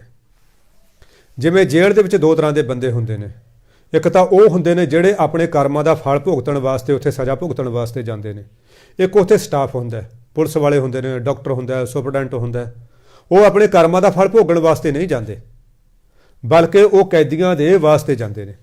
ਇਸੇ ਤਰ੍ਹਾਂ ਸੰਸਾਰ ਦੇ ਵਿੱਚ ਵੀ ਦੋ ਤਰ੍ਹਾਂ ਦੇ ਬੰਦੇ ਹੁੰਦੇ ਨੇ, ਇੱਕ ਤਾਂ ਅਸੀਂ ਹਾਂ ਜਿਹੜੇ ਉਰੇ ਆਪਣੇ ਕਰਮਾਂ ਦਾ ਫਲ ਭੋਗਣ ਆਏ ਹਾਂ, ਇੱਕ ਉਹ ਹੁੰਦੇ ਨੇ ਜਿਹੜੇ ਇੱਥੇ ਕਰਮਾਂ ਦਾ ਫਲ ਭੋਗਣ ਵਾਸਤੇ ਨਹੀਂ ਆਏ ਹੁੰਦੇ, ਸਾਡੇ ਵਰਗਿਆਂ ਨੂੰ ਮਾਰਗ ਪਾਉਣ ਵਾਸਤੇ ਆਏ ਹੁੰਦੇ ਨੇ। ਗਰੀਬ ਨਵਾਜ ਕਹਿੰਦੇ ਜਿਹੜਾ ਸੂਖਮ ਸੰਸਾਰ ਹੈ, ਇਹਦੇ ਵਿੱਚ ਵੀ ਪਰਮਾਤਮਾ ਵਰਤਦਾ, ਉਹਨੂੰ ਉਸ ਨੂੰ ਜਾਣਦਾ ਹੋਵੇ, ਭਾਵ ਉਹਦਾ ਗਿਆਨ ਹੋਵੇ। ਚੌਂ ਵਰਨਾ ਕਾ ਦੇ ਉਪਦੇਸ਼। ਸਾਧ ਸੰਗਤ ਜੀ ਉਹ ਇਕੱਲਾ ਇਹ ਨਹੀਂ ਕਿ ਮੈਂ ਖੱਤਰੀਆਂ ਨੂੰ ਉਪਦੇਸ਼ ਦੇਣਾ, ਜਾਂ ਬੈਸਾਂ ਨੂੰ ਉਪਦੇਸ਼ ਦੇਣਾ, ਜਾਂ ਮੈਂ ਪੰਡਤਾਂ ਨੂੰ ਉਪਦੇਸ਼ ਦੇਣਾ, ਉਹ ਕਹਿੰਦੇ ਚਾਰੇ ਵਰਨਾਂ ਦੇ ਬੰਦਿਆਂ ਨੂੰ ਉਪਦੇਸ਼ ਦੇਣ ਵਾਲਾ ਹੋਵੇ। ਦੇਖੋ ਉਪਦੇਸ਼ ਦਿੱਤਾ ਬ੍ਰਹਮ ਗਿਆਨੀ ਬਾਬਾ ਰਾਮਾਨੰਦ ਜੀ ਨੇ, ਬਾਬਾ ਕਬੀਰ ਜੀ ਨੂੰ ਦਿੱਤਾ ਉਪਦੇਸ਼, ਫਿਰ ਬਾਬਾ ਨਾਮਦੇਵ ਵਰਗਿਆਂ ਨੂੰ ਉਪਦੇਸ਼ ਦਿੱਤਾ, ਗਿਆਨੇਸ਼ਵਰ ਵਰਗੇ ਰਿਸ਼ੀਆਂ ਨੇ, ਰਵਿਦਾਸ ਜੀ ਵਰਗਿਆਂ ਨੂੰ ਉਪਦੇਸ਼ ਦਿੱਤਾ ਮਹਾਂਪੁਰਖਾਂ ਨੇ, ਰਾਮਾਨੰਦ ਜੀ ਵਰਗਿਆਂ ਨੇ। ਸਾਧ ਸੰਗਤ ਜੀ ਜਿਹੜੇ ਇਹ ਸਤਪੁਰਸ਼ ਹੁੰਦੇ ਨੇ ਨਾ, ਉਹਨਾਂ ਦੇ 6 ਲੱਛਣ ਹੁੰਦੇ ਨੇ। ਇੱਕ ਤਾਂ ਉਹ ਪਰਮਾਤਮਾ ਦਾ ਨਾਮ ਜਪਦੇ ਨੇ, ਦੂਸਰਾ ਉਹ ਕਿਸੇ ਦੀ ਨਿੰਦਿਆ ਨਹੀਂ ਸੁਣਦੇ, ਕਰਨੀ ਤਾਂ ਦੂਰ ਦੀ ਗੱਲ ਹੈ, ਉਹ ਸੁਣਦੇ ਵੀ ਨਹੀਂ ਹੈਗੇ। ਤੀਜਾ ਉਹਨਾਂ ਦੀ ਸਮਦ੍ਰਿਸ਼ਟੀ ਹੁੰਦੀ ਹੈ, ਉਹਨਾਂ ਦੀਆਂ ਨਜ਼ਰਾਂ 'ਚ ਕੋਈ ਚੰਗਾ ਨਹੀਂ ਹੁੰਦਾ, ਕੋਈ ਮਾੜਾ ਨਹੀਂ ਹੁੰਦਾ, ਕੋਈ ਵੈਰੀ ਨਹੀਂ ਹੁੰਦਾ, ਕੋਈ ਮਿੱਤਰ ਨਹੀਂ ਹੁੰਦਾ, ਉਹਨਾਂ ਕੋਲ ਸਮਦ੍ਰਿਸ਼ਟੀ ਹੁੰਦੀ ਹੈ। ਬਲਕਿ ਸਮਦ੍ਰਿਸ਼ਟੀ ਤੋਂ ਵੀ ਅੱਗੇ ਦੀ ਇੱਕ ਬ੍ਰਹਮ ਦ੍ਰਿਸ਼ਟੀ ਹੁੰਦੀ ਆ। ਇੱਕ ਤਾਂ ਹੁੰਦੀ ਆ ਸਮਦ੍ਰਿਸ਼ਟੀ, ਇਹ ਜੀ ਮੇਰੇ ਭਰਾਵਾਂ ਵਰਗਾ ਹੈ, ਇਹ ਮੇਰੀਆਂ ਭੈਣਾਂ ਵਰਗੀ ਹੈ, ਇਹ ਮੇਰੇ ਬਾਪਾਂ ਵਰਗਾ ਹੈ, ਇਹ ਮੇਰੀ ਮਾਵਾਂ ਵਰਗੀ ਹੈ। ਇਹ ਤਾਂ ਹੋ ਗਈ ਸਮਦ੍ਰਿਸ਼ਟੀ। ਇਸ ਤੋਂ ਅੱਗੇ ਹੁੰਦੀ ਆ ਬ੍ਰਹਮ ਦ੍ਰਿਸ਼ਟੀ। ਇਹ ਕਿ ਮੇਰੀਆਂ ਮਾਵਾਂ ਵਰਗੀ ਨਹੀਂ ਹੈ, ਬਲਕਿ ਇਹ ਰੱਬ ਦਾ ਰੂਪ ਹੈ। ਉਹੀ ਰੱਬ ਹੈ ਜਿਹੜਾ ਮੇਰੇ ਅੰਦਰ ਆ। ਇਹ ਤਾਂ ਫਿਰ ਬਹੁਤ ਕਮਾਈ ਨਾਲ, ਬੜੇ ਭਾਗਾਂ ਨਾਲ ਮਿਲਦੀ ਹੈ ਨਾ। ਇਹ ਤਾਂ ਗਰੀਬ ਨਵਾਜ਼ ਜੀ ਸਤਿਗੁਰੂ ਕਹਿੰਦੇ ਫਿਰ ਉਹ ਜਿਹੜੇ ਚਾਰੇ ਵਰਨਾਂ ਦੇ ਬੰਦਿਆਂ ਨੂੰ ਬਿਨਾਂ ਕਿਸੇ ਊਚ ਨੀਚ ਦੇ ਸਾਂਝਾ ਉਪਦੇਸ਼ ਦੇਵੇ। ਜਿਵੇਂ ਬੱਦਲ ਹੈ, ਬੱਦਲ ਪਹਾੜਾਂ 'ਤੇ ਵਰਦਾ ਹੈ, ਪਾਣੀਆਂ 'ਤੇ ਵਰਦਾ ਹੈ, ਝੀਲਾਂ 'ਤੇ ਵਰਦਾ ਹੈ, ਮਾਰੂਥਲਾਂ 'ਤੇ ਵਰਦਾ ਹੈ, ਬੰਜਰ ਧਰਤੀਆਂ 'ਤੇ ਵਰਦਾ ਹੈ, ਬਨਸਪਤੀ 'ਤੇ ਵਰਦਾ ਹੈ। ਇਹ ਮਹਾਂਪੁਰਖ ਇੱਕ ਬੱਦਲ ਦੀ ਨਿਆਈ ਹੁੰਦੇ ਨੇ। ਨਾਨਕ ਉਸ ਪੰਡਤ ਕਾ ਸਦਾ ਆਦੇਸ਼।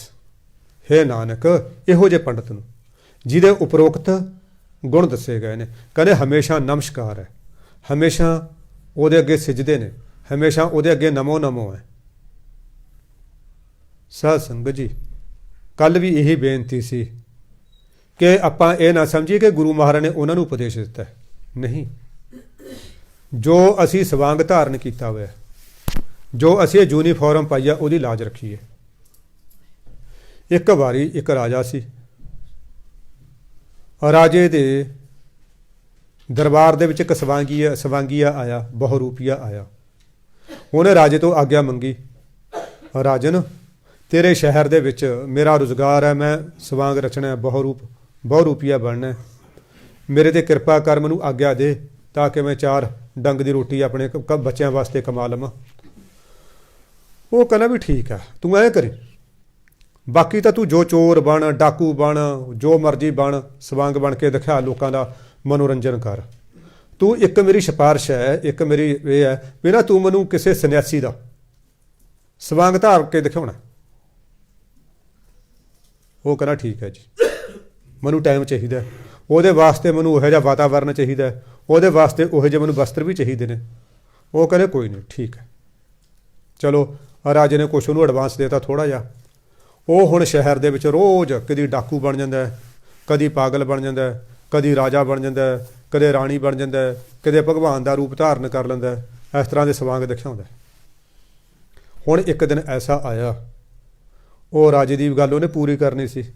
ਰਾਜੇ ਦੇ ਬਗੀਚੇ ਦੇ ਵਿੱਚ, ਜਿੱਥੇ ਰਾਜਾ ਟਹਿਲਦਾ ਹੁੰਦਾ ਸੀ ਬਾਗ ਦੇ ਵਿੱਚ, ਬਸ ਫਿਰ ਉਹ ਜਟਾਂ ਜੁਟਾਂ ਲਾਈਆਂ ਆਪਣੀਆਂ, ਅਤੇ ਜਦ ਸਵਾਂਗ ਧਾਰਿਆ ਅਤੇ ਫਿਰ ਬੈਠ ਗਿਆ ਸਮਾਧੀ ਲਾ ਕੇ। ਮਾਲੀ ਨੇ ਦੱਸਿਆ ਕਿ ਰਾਜਨ, ਰਾਤ ਦਾ ਕੋਈ ਜਦੋਂ ਮੈਂ ਸਵੇਰੇ ਗਿਆ, ਇੱਕ ਆਪਣੇ ਬਗੀਚੇ ਦੇ ਵਿੱਚ ਸਾਧੂ ਬੈਠਾ, ਖੂਹ ਦੇ ਕੋਲ ਬਗੀਚੇ 'ਤੇ ਬੈਠਾ, ਨਹਾ ਧੋ ਕੇ ਆਪਣਾ ਕਮੰਡਲ ਰੱਖਿਆ ਹੋਇਆ ਉਹਨੇ, ਅਤੇ ਉਹ ਅੱਖ ਹੀ ਨਹੀਂ ਖੋਲ੍ਹਦਾ। ਪਤਾ ਨਹੀਂ ਕਿਸੇ ਅਕਹਿ ਰਸ 'ਚ ਹੈ, ਉਹਦੇ ਮੂੰਹ ਦੇ ਉੱਤੇ ਬੜੀ ਸ਼ਾਂਤੀ ਹੈ। ਰਾਜਾ ਕਹਿੰਦਾ ਵੀ ਫਿਰ ਇਹੋ ਜਿਹੇ ਮਹਾਂਪੁਰਖਾਂ ਦੇ ਦਰਸ਼ਨ ਤਾਂ ਕਰਨੇ ਚਾਹੀਦੇ ਨੇ। ਉਹਨੇ ਪਹਿਲਾਂ ਵਜ਼ੀਰ ਭੇਜਿਆ। ਵਜ਼ੀਰ ਕਹਿੰਦਾ ਜੀ ਵਾਕਈ ਦਰਸ਼ਨੀ ਮੂਰਤ ਹੈ, ਕੋਈ ਮੂੰਹ ਦੇ ਉੱਤੇ ਬੜੀ ਕੋਈ ਅਬ ਹੈ। ਰਾਜਾ ਆਪਣੀਆਂ ਰਾਣੀਆਂ ਸਮੇਤ ਹੀਰੇ ਮੋਤੀਆਂ ਦੇ ਥਾਲ ਭਰ ਕੇ ਲੈ ਕੇ ਗਿਆ। ਦੇਖਿਆ ਵੀ ਹਾਂ ਯਾਰ ਹੈ ਕੋਈ ਗੱਲਬਾਤ। ਥਾਲ ਮੱਥੇ ਟੇਕੇ, ਸੰਨਿਆਸੀ ਅੱਖ ਨਹੀਂ ਪੱਟ ਰਿਹਾ। ਕੋਈ ਰਾਣੀ ਉਹਦੇ ਪੈਰ ਦੱਬ ਰਹੀ ਹੈ, ਉਹ ਜਿਹੜਾ ਰਾਜਾ ਉਹਦੇ ਗੋਡੀ ਵੀ ਹੱਥ ਲਾ ਰਿਹਾ, ਮੱਥੇ ਟੇਕ ਰਹੇ ਨੇ, ਵਜ਼ੀਰ ਨਮੋ ਨਮੋ ਕਹਿ ਰਹੇ ਨੇ। ਉਸ ਦੇ ਬੰਦੇ 'ਤੇ ਕੋਈ ਕਿਸੇ ਗੱਲ ਦਾ ਅਸਰ ਹੀ ਨਹੀਂ ਹੁੰਦਾ। ਕਿੰਨੀ ਦੇਰ ਬੈਠ ਕੇ ਵੀ ਤਾਂ ਬਾਬਾ ਸਮਾਧੀ ਕੋ ਨਹੀਂ ਖੋਲ੍ਹਦਾ। ਪੁੱਠੇ ਮੁੜਿਆ ਏ, ਉੱਥੇ ਸੇਵਕ ਅਤੇ ਸੇਵਕਾਵਾਂ ਨੂੰ ਛੱਡਿਆ ਏ ਕਿ ਭਾਈ ਜਦੋਂ ਬਾਬਾ ਅੱਖ ਖੋਲੂਗਾ, ਕੋਈ ਭੋਜਨ, ਕੋਈ ਜਲ ਪਾਣ ਬਾਬੇ ਨੂੰ ਕਰਵਾਉਣਾ। ਬਾਬੇ ਨੇ ਸਮਾਧੀ ਕੋ ਨਹੀਂ ਖੋਲ੍ਹੀ, ਔਰ ਰਾਜਾ ਚਲਿਆ ਗਿਆ। ਸ਼ਾਮ ਤੱਕ ਉਹ ਜਦੋਂ ਦੇਖਿਆ ਬਈ ਹੁਣ ਦਿਨ ਛਿਪ ਗਿਆ ਅਤੇ ਥੋੜ੍ਹਾ ਮੂੰਹ ਹਨੇਰਾ ਹੋਣ ਲੱਗਿਆ, ਉਹ ਆਪਣਾ ਉੱਥੋਂ ਉੱਠਿਆ ਅਤੇ ਆਪਦਾ ਆ ਗਿਆ। ਆ ਕੇ ਫਿਰ ਉਹ ਸਵਾਂਗ ਕਰਦਾ ਰਿਹਾ। ਦੇਖਿਆ ਵੀ ਸਾਧੂ ਆਇਆ ਸੀ ਇੱਕ ਦਿਨ ਵਾਸਤੇ, ਗਿਆ ਕਿੱਥੇ। ਉਹ ਫਿਰ ਜਦੋਂ ਉਹਦਾ ਸਾਰੇ ਜਿੰਨੇ ਉਹਨੇ ਕਰਨੇ ਸੀ ਉਹ ਸਾਰੇ ਪੂਰੇ ਕਰ ਲਏ। ਫਿਰ ਉਹ ਰਾਜੇ ਦੇ ਦਰਬਾਰ 'ਚ ਗਿਆ। ਰਾਜਨ, ਮੈਂ ਤੇਰੇ ਲੋਕਾਂ ਦਾ ਮਨੋਰੰਜਨ ਕੀਤਾ, ਮੈਨੂੰ ਕੁਛ ਦੇ ਤਾਂ ਕਿ ਮੈਂ ਆਪਣੇ ਬੱਚਿਆਂ ਦਾ ਪੇਟ ਪਾਲ ਲਾਂ। ਉਹ ਭਾਈ ਮੈਂ ਤੈਨੂੰ ਕਿਹਾ ਸੀ ਤੂੰ ਸੰਨਿਆਸੀ ਦਾ ਰੂਪ ਧਾਰਨ ਕਰ, ਕੋਈ ਉਹਦਾ ਸਵਾਂਗ ਰਚ। ਮਹਾਰਾਜ ਫਲਾਣੇ ਬੁੱਧਵਾਰ ਨੂੰ ਮੈਂ ਉੱਥੇ ਬੈਠਾ ਤਾਂ ਸੀ, ਉਹ ਤੂੰ ਸੀ? ਹਾਂ ਮੈਂ ਤਾਂ ਸੀ ਜੀ। ਉਹ ਸਵੇਰੇ ਇੰਨੇ ਵਜੇ ਬੈਠਾ, ਤੁਸੀਂ ਫਲਾਣੇ ਗਏ ਹੋ ਉੱਥੇ, ਤੁਸੀਂ ਹੀਰੇ ਮੋਤੀਆਂ ਦੇ ਥਾਲ ਰੱਖੇ ਨੇ। ਕਹਿੰਦਾ ਫਿਰ ਹੁਣ ਮੰਗਣ ਆ ਗਿਆ, ਤੂੰ ਉਦੋਂ ਹੀਰੇ ਮੋਤੀਆਂ ਦੇ ਥਾਲ ਕਿਉਂ ਨਹੀਂ ਰੱਖੇ? ਕਹਿੰਦੇ ਰਾਜਨ ਉਹ ਸਵਾਂਗ ਨੂੰ ਲਾਜ ਰੱਖਣੀ ਸੀ, ਉਹ ਸਵਾਂਗ ਨੂੰ ਲਾਜ ਲੱਗ ਜਾਣੀ ਸੀ। ਸੰਨਿਆਸੀਆਂ ਦਾ ਕੰਮ ਹੁੰਦਾ ਸ਼ੂन्य ਆਸੀ, ਜਿਹਦੀ ਆਸਾ ਸ਼ੂन्य ਹੋ ਜਾਵੇ, ਜਿਹਨੂੰ ਕਿਸੇ ਚੀਜ਼ ਦੀ ਆਸ ਨਾ ਹੋਵੇ। ਉਹ ਕਹਾਣੀ ਦਾ ਮੈਂ ਲਈ ਪੜ੍ਹ, ਮਹਾਂਪੁਰਖਾਂ ਦੀ ਰਸਮ ਤੋਂ ਲਈ ਸੁਣ, ਪਰ ਜਦੋਂ ਕਿਤੇ ਯਾਦ ਆਉਂਦੀ ਆ ਸ਼ਰਮ ਬੜੀ ਆਉਂਦੀ ਆ। ਬਈ ਰਘਵੀਰ ਸਿਆਂ ਸਵਾਂਗ ਤਾਂ ਤੂੰ ਧਾਰਨ ਕੀਤਾ, ਜਿਹਦੇ ਬਾਰੇ ਗੁਰੂ ਕਲਗੀਧਰ ਪਿਤਾ ਕੀ ਕਹਿੰਦੇ ਨੇ, ਖਾਲਸਾ ਮੇਰੋ ਰੂਪ ਹੈ ਖਾਸ, ਖਾਲਸੇ ਮੈਂ ਹਾਂ ਕਰੋ ਨਿਵਾਸ, ਖਾਲਸਾ ਮੇਰੋ ਮੁਖ ਹੈ ਅੰਗਾ, ਖਾਲਸੇ ਕੇ ਹੋਂ ਸਦਾ ਸਤ ਸੰਗਾ, ਖਾਲਸਾ ਮੇਰੋ ਇਸ਼ਟ ਸੁਹਿਰਦ, ਖਾਲਸਾ ਮੇਰੋ ਕਹੀਅਤ ਵਿਰਦ, ਖਾਲਸਾ ਮੇਰੋ ਪਛ ਅਰ ਪਾਤਾ, ਖਾਲਸਾ ਮੇਰੋ ਸੁਖ ਅਹਿਲਾਦਾ, ਖਾਲਸਾ ਮੇਰੋ ਮਿੱਤਰ ਸਖਾਈ, ਖਾਲਸਾ ਮਾਤ ਪਿਤਾ ਸੁਖਦਾਈ, ਖਾਲਸਾ ਮੇਰੀ ਸੋਭਾ ਸੀਲਾ, ਖਾਲਸਾ ਬੰਦ ਸਖਾ ਸਰ ਢੀਲਾ, ਖਾਲਸਾ ਮੇਰੀ ਜਾਤ ਅਰ ਪਤ, ਖਾਲਸਾ ਸੋ ਮੋਹ ਕੋ ਉਤਪਤ, ਖਾਲਸਾ ਮੇਰੋ ਭਵਨ ਭੰਡਾਰਾ, ਖਾਲਸੇ ਕਰ ਮੇਰੋ ਸਤਕਾਰਾ, ਖਾਲਸਾ ਮੇਰੋ ਸੱਜਣ ਪਰਵਾਰਾ, ਖਾਲਸਾ ਮੇਰੋ ਕਰਤ ਉਧਾਰਾ, ਖਾਲਸਾ ਮੇਰੋ ਪਿੰਡ ਪ੍ਰਾਣ, ਖਾਲਸਾ ਮੇਰੀ ਜਾਨ ਕੀ ਜਾਨ, ਮਾਨ ਮਹਤ ਮੇਰੀ ਖਾਲਸਾ ਸਹੀ, ਖਾਲਸਾ ਮੇਰੋ ਸਵਾਰਥ ਸਹੀ, ਖਾਲਸਾ ਮੇਰੋ ਕਰੈ ਨਿਰਵਾਹ, ਖਾਲਸਾ ਮੇਰੋ ਕਰੇ ਨਿਰਵਾਹ, ਖਾਲਸਾ ਮੇਰੀ ਦੇ ਅਰਸਾ, ਖਾਲਸਾ ਮੇਰੋ ਧਰਮ ਅਰ ਕਰਮ, ਖਾਲਸਾ ਮੇਰੋ ਭੇਦ ਨਿਜੇ ਮਰਮ, ਖਾਲਸਾ ਮੇਰੋ ਸਤਿਗੁਰ ਪੂਰਾ, ਖਾਲਸਾ ਮੇਰੋ ਸੱਜਣ ਸੂਰਾ, ਖਾਲਸਾ ਮੇਰੋ ਬੁੱਧ ਅਰ ਗਿਆਨ, ਖਾਲਸੇ ਕਾਹੋਂ ਧਰੋਂ ਧਿਆਨ। ਕਿਆ ਕਮਾਲ ਹੈ, ਦੇਖੋ ਖਾਲਸਾ ਮੇਰੋ ਬੁੱਧ ਅਰ ਗਿਆਨ, ਖਾਲਸੇ ਕਾਹੋਂ ਧਰੋਂ ਧਿਆਨ। ਮਹਾਰਾਜ ਕਹਿੰਦੇ ਸੇਸ ਰਸਣ ਸਾਰਦਸੀ ਬੁੱਧ, ਤਦਪਨਾ ਉਪਮਾ ਵਰਣਤ ਸ਼ੁੱਧ। ਕਹਿੰਦੇ ਜੇ ਮੇਰੇ 100 ਜੀਭਾਂ ਵੀ ਹੋਣ ਨਾ, ਮਤਲਬ ਗਣੇਸ਼ ਜੀ ਵਰਗਾ ਗਿਆਨ ਹੋਵੇ, ਸਰਸਵਤੀ ਵਰਗੀ ਮੇਰੀ ਕਲਮ ਚੱਲਦੀ ਹੋਵੇ, ਤਾਂ ਵੀ ਮੈਂ ਮਤਲਬ ਨਹੀਂ ਕਰ ਸਕਦਾ। ਫਿਰ ਗੁਰੂ ਮਹਾਰਾਜ ਨੇ ਕਿਤੇ ਸਹੁੰ ਨਹੀਂ ਖਾਧੀ, ਅੱਜ ਤੱਕ ਪੂਰਾ 10ਵੇਂ ਗ੍ਰੰਥ ਪੜ੍ਹ ਕੇ ਦੇਖ ਲਓ, ਕਿਤੇ ਸਹੁੰ ਨਹੀਂ ਖਾਧੀ। ਉੱਥੇ ਸਹੁੰ ਕੀ ਖਾਧੀ ਹੈ? ਉਹ ਕਹਿੰਦੇ ਜਾ ਮੈਂ ਰਾਂਚਨਾ ਮਿਥਿਆ ਭਾਖੀ, ਪਾਰ ਬ੍ਰਹਮ ਗੁਰੂ ਨਾਨਕ ਸਾਖੀ। ਨਾਲੇ ਪਰਮਾਤਮਾ ਦੀ ਸਹੁੰ ਖਾਧੀ ਪਈ, ਪਰਮਾਤਮਾ ਰੂਪ ਗੁਰੂ ਨਾਨਕ ਇਸ ਗੱਲ ਦਾ ਗਵਾਹ, ਮੈਂ ਇਹ 'ਚ ਝੂਠ ਨਹੀਂ ਕਿਹਾ ਜੋ ਉਪਰੋਕਤ ਕਿਹਾ। ਅੰਤਰ ਵਿੱਚ ਕਹਿੰਦੇ ਹਉ ਖਾਲਸਾ, ਖਾਲਸਾ ਮੇਰੋ, ਓਤ ਪੋਤ ਸਾਗੁਰ ਬੰਦੇਰੋ। ਜਿਹੜੇ ਖਾਲਸੇ ਬਾਰੇ ਆਹ ਕਿਹਾ, ਰਘਵੀਰ ਸਿੰਘ ਤੂੰ ਰੂਪ ਤਾਂ ਉਹਦਾ ਧਾਰਨ ਕੀਤਾ ਵੈ, ਕੀ ਤੇਰੇ 'ਚ ਐਸਾ ਗੁਣ ਹੈ? ਕੀ ਤੇਰੀ ਦ੍ਰਿਸ਼ਟੀ ਦੇ ਵਿੱਚ ਪਵਿੱਤਰਤਾ ਹੈ? ਕੀ ਤੇਰੀ ਰਸਨਾ ਤੇ ਸੱਚਾਈ ਹੈ? ਕੀ ਤੇਰੇ ਸਵੇਰੇ ਅੰਮ੍ਰਿਤ ਵੇਲੇ ਉੱਠਣ ਦਾ ਉਦਮ ਹੈ? ਕੀ ਤੇਰੇ ਕੋਲ ਆਤਮ ਰਸ ਹੈ? ਕੁਛ ਵੀ ਨਹੀਂ। ਸਵਾਂਗ ਖਾਲਸੇ ਦਾ ਧਾਰਨ ਕੀਤਾ ਹੋਇਆ। ਹੁਣ ਬੇਨਤੀ ਉਹਦੇ ਚਰਨ 'ਚ ਇਹੀ ਨੇ, ਸਤਿਗੁਰੂ ਆਪਣੇ ਸਵਾਂਗ ਦੀ ਲਾਜ ਰੱਖਣੀ ਆ। ਅਸੀਂ ਤਾਂ ਐਸੇ ਚਾਂਦਾਂ ਜਲੂਸ ਕੱਢ ਕੇ 1 ਮਿੰਟ 'ਚ ਰੱਖ ਦਾਂਗੇ।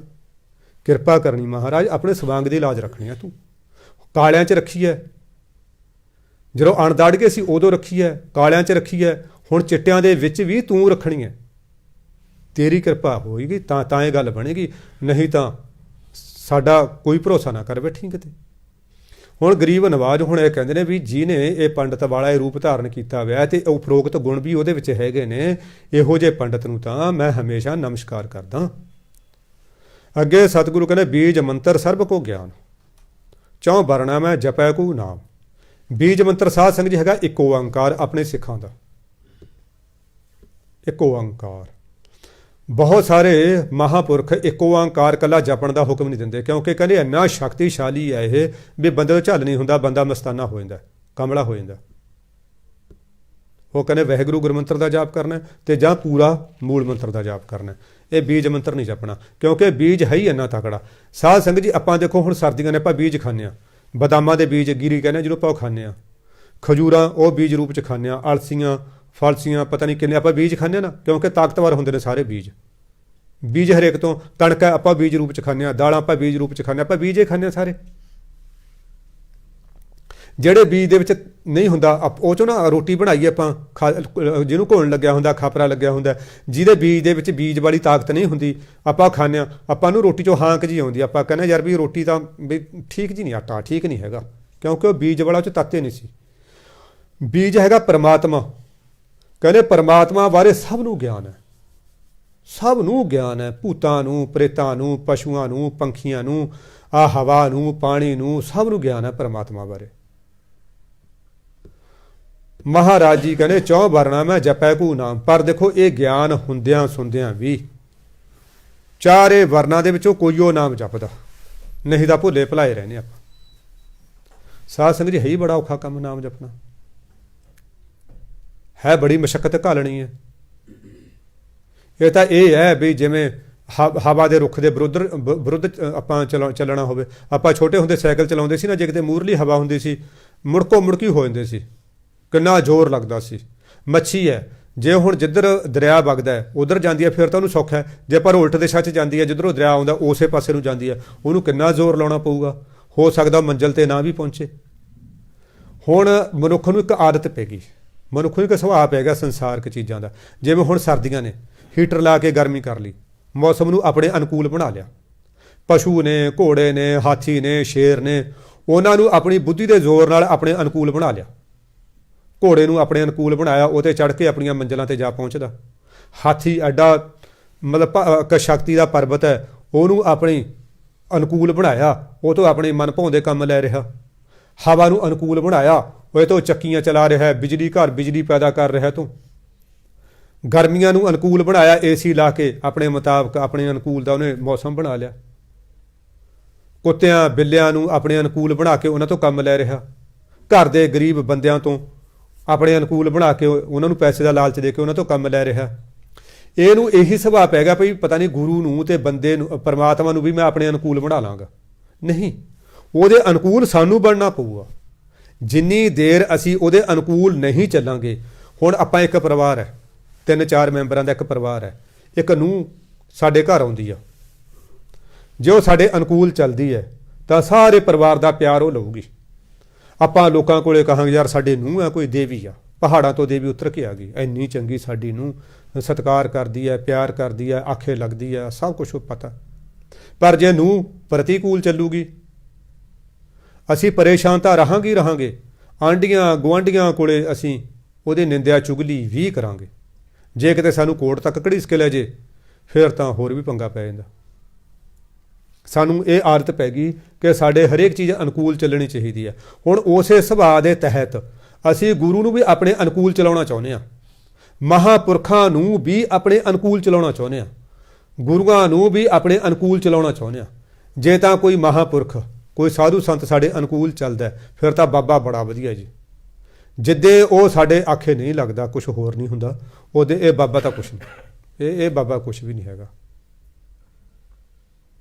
ਅਸੀਂ ਉਹਨਾਂ ਦੇ ਅਨੁਕੂਲ ਚੱਲਣਾ, ਉਹ ਸਤਪੁਰਸ਼ਾਂ ਦੇ।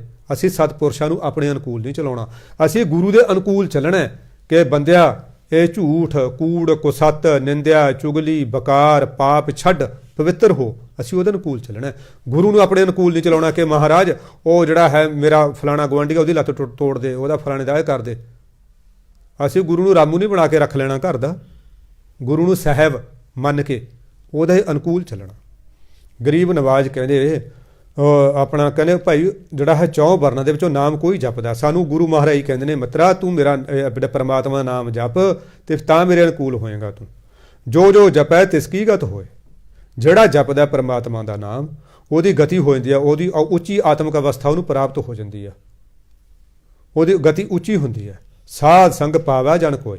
ਸਾਧ ਸੰਗਤ ਜੀ ਇਹ ਜਪਣਾ, ਇਹ ਉੱਚੀ ਅਵਸਥਾ ਸਾਧ ਸੰਗਤ ਦੇ ਰਾਹੀਂ ਕੋਈ ਉਹ ਬੰਦਾ ਪਾਉਂਦਾ, ਕੋਈ ਉਹ ਬੰਦਾ ਪਾਉਂਦਾ।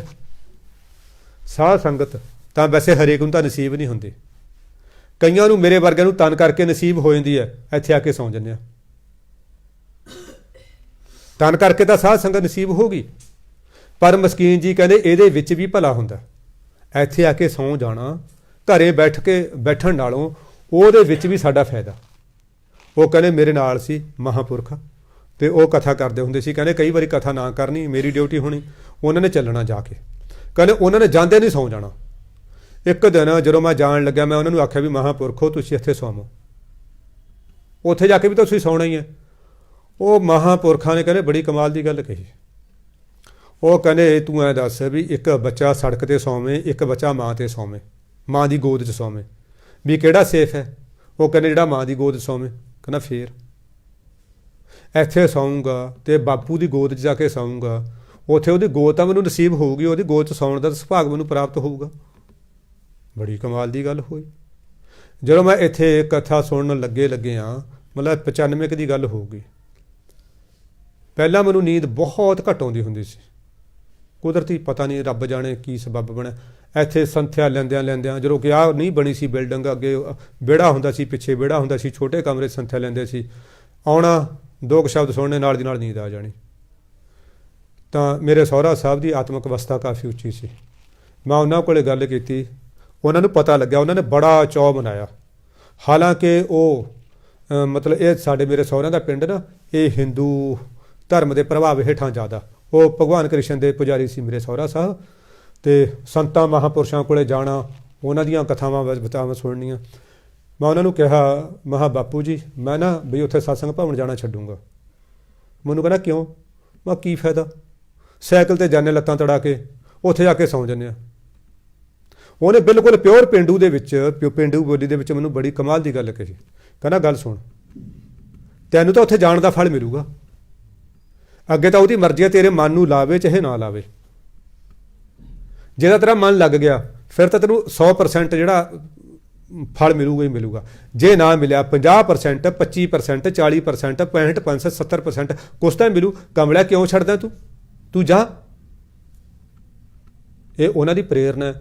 ਹਾਲਾਂਕਿ ਮੈਨੂੰ ਲੱਗਦਾ ਮੈਂ ਉਹਦੀ ਦਿਲ ਸਿੱਟ ਗਿਆ ਸੀ, ਕਿਉਂਕਿ ਮਹਾਂਪੁਰਖਾਂ ਨੇ ਮੈਨੂੰ ਕਿਹੜੇ, ਚਾਹੇ ਲਾਹੌਰਾਂ ਵਾਲੇ ਮਹਾਂਪੁਰਖਾਂ ਕੋਲੇ, ਆਹ ਥੇੜੀ ਸਾਹਿਬ ਵਾਲੇ ਮਹਾਂਪੁਰਖਾਂ ਕੋਲੇ ਆਪ ਵੀ ਕਿੰਨਾ ਜ਼ੋਰ ਲਾਇਆ, ਕੋਈ ਕਰਮ ਐਸਾ ਉਹ ਨਹੀਂ ਖਤਮ ਹੋਇਆ, ਸੌਣ ਵਾਲਾ ਨਹੀਂ ਖਤਮ ਹੋਇਆ। ਚਲੋ ਕੋਈ ਗੱਲ ਨਹੀਂ, ਹੁਣ ਉਹਦੀ ਰਜਾ 'ਚ ਹੀ ਫਿਰ ਰਾਜੀ ਮਹਾਰਾਜ ਤੇਰੀ ਮਰਜ਼ੀ, ਸਵਾਉਣਾ ਹੀ ਆ ਤੇਰੀ ਮਰਜ਼ੀ, ਫਿਰ ਨਹੀਂ ਸਵਾਉਣਾ ਤੇਰੀ ਮਰਜ਼ੀ। ਭਾਵ ਇੱਥੇ ਆਉਣਾ ਇਹ ਵੱਡੇ ਭਾਗਾਂ ਦੀ ਨਿਸ਼ਾਨੀ।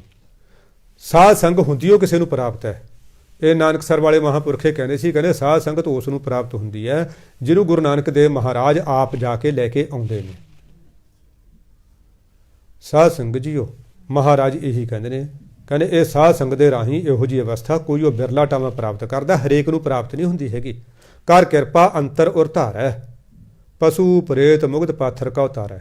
ਜਿਹੜਾ ਵੀ ਬੰਦਾ, ਜਿਹੜੇ ਬੰਦੇ ਦੇ ਉੱਤੇ ਪਰਮਾਤਮਾ ਕਿਰਪਾ ਕਰਕੇ ਆਪਣੇ ਨਾਮ ਨੂੰ ਉਹਦੇ ਅੰਦਰ ਰੱਖ ਦਿੰਦਾ ਹੈ, ਫਿਰ ਇਹੋ ਜਿਹਾ ਚਾਹੇ ਕੋਈ ਪਸ਼ੂ ਬਿਰਤੀ ਦਾ ਬੰਦਾ, ਚਾਹੇ ਕੋਈ ਉਹ ਪ੍ਰੇਤ ਬਿਰਤੀ ਦਾ ਬੰਦਾ, ਭਾਵ ਨੀਵੀਆਂ ਸੋਚਾਂ ਦਾ, ਮੁਗਧ ਬਿਲਕੁਲ ਜਿਹੜਾ ਪੂਰਨ ਤੌਰ 'ਤੇ ਅਚੇਤ ਹੈ, ਪੱਥਰ ਉਹ ਉਸ ਤੋਂ ਵੀ ਅਚੇਤ ਆ। ਕਦੇ ਇਹੋ ਜਿਹੇ ਭਾਵ ਮਹਾ ਅਚੇਤ ਬੰਦਿਆਂ ਨੂੰ ਵੀ ਤਾਰ ਦਿੰਦਾ, ਜਿਹੜੇ ਬਿਲਕੁਲ ਨੀਵੀਂ ਜ਼ਿੰਦਗੀ ਜਿਉਂ ਰਹੇ ਨੇ ਉਹਨਾਂ ਨੂੰ ਵੀ ਉਹ ਇਹ ਸੰਸਾਰ ਸਾਗਰ ਤੋਂ ਪਾਰ ਲੰਘਾ ਦਿੰਦਾ, ਕਿਰਪਾ ਕਰਕੇ ਜਿਹਦੇ ਅੰਦਰ ਉਹ ਆਪਣਾ ਨਾਮ ਰੱਖ ਦਿੰਦਾ। ਸਰਬ ਰੋਗ ਕਾ ਔਖਦ ਨਾਮ, ਕਲਿਆਣ ਰੂਪ ਮੰਗਲ ਗੁਣ ਗਾਉ। ਸਾਧ ਸੰਗਤ ਜੀ ਇਹ ਪੰਕਤੀ 100 ਨਹੀਂ ਬਲਕਿ 1000% ਸੱਚੀ ਆ।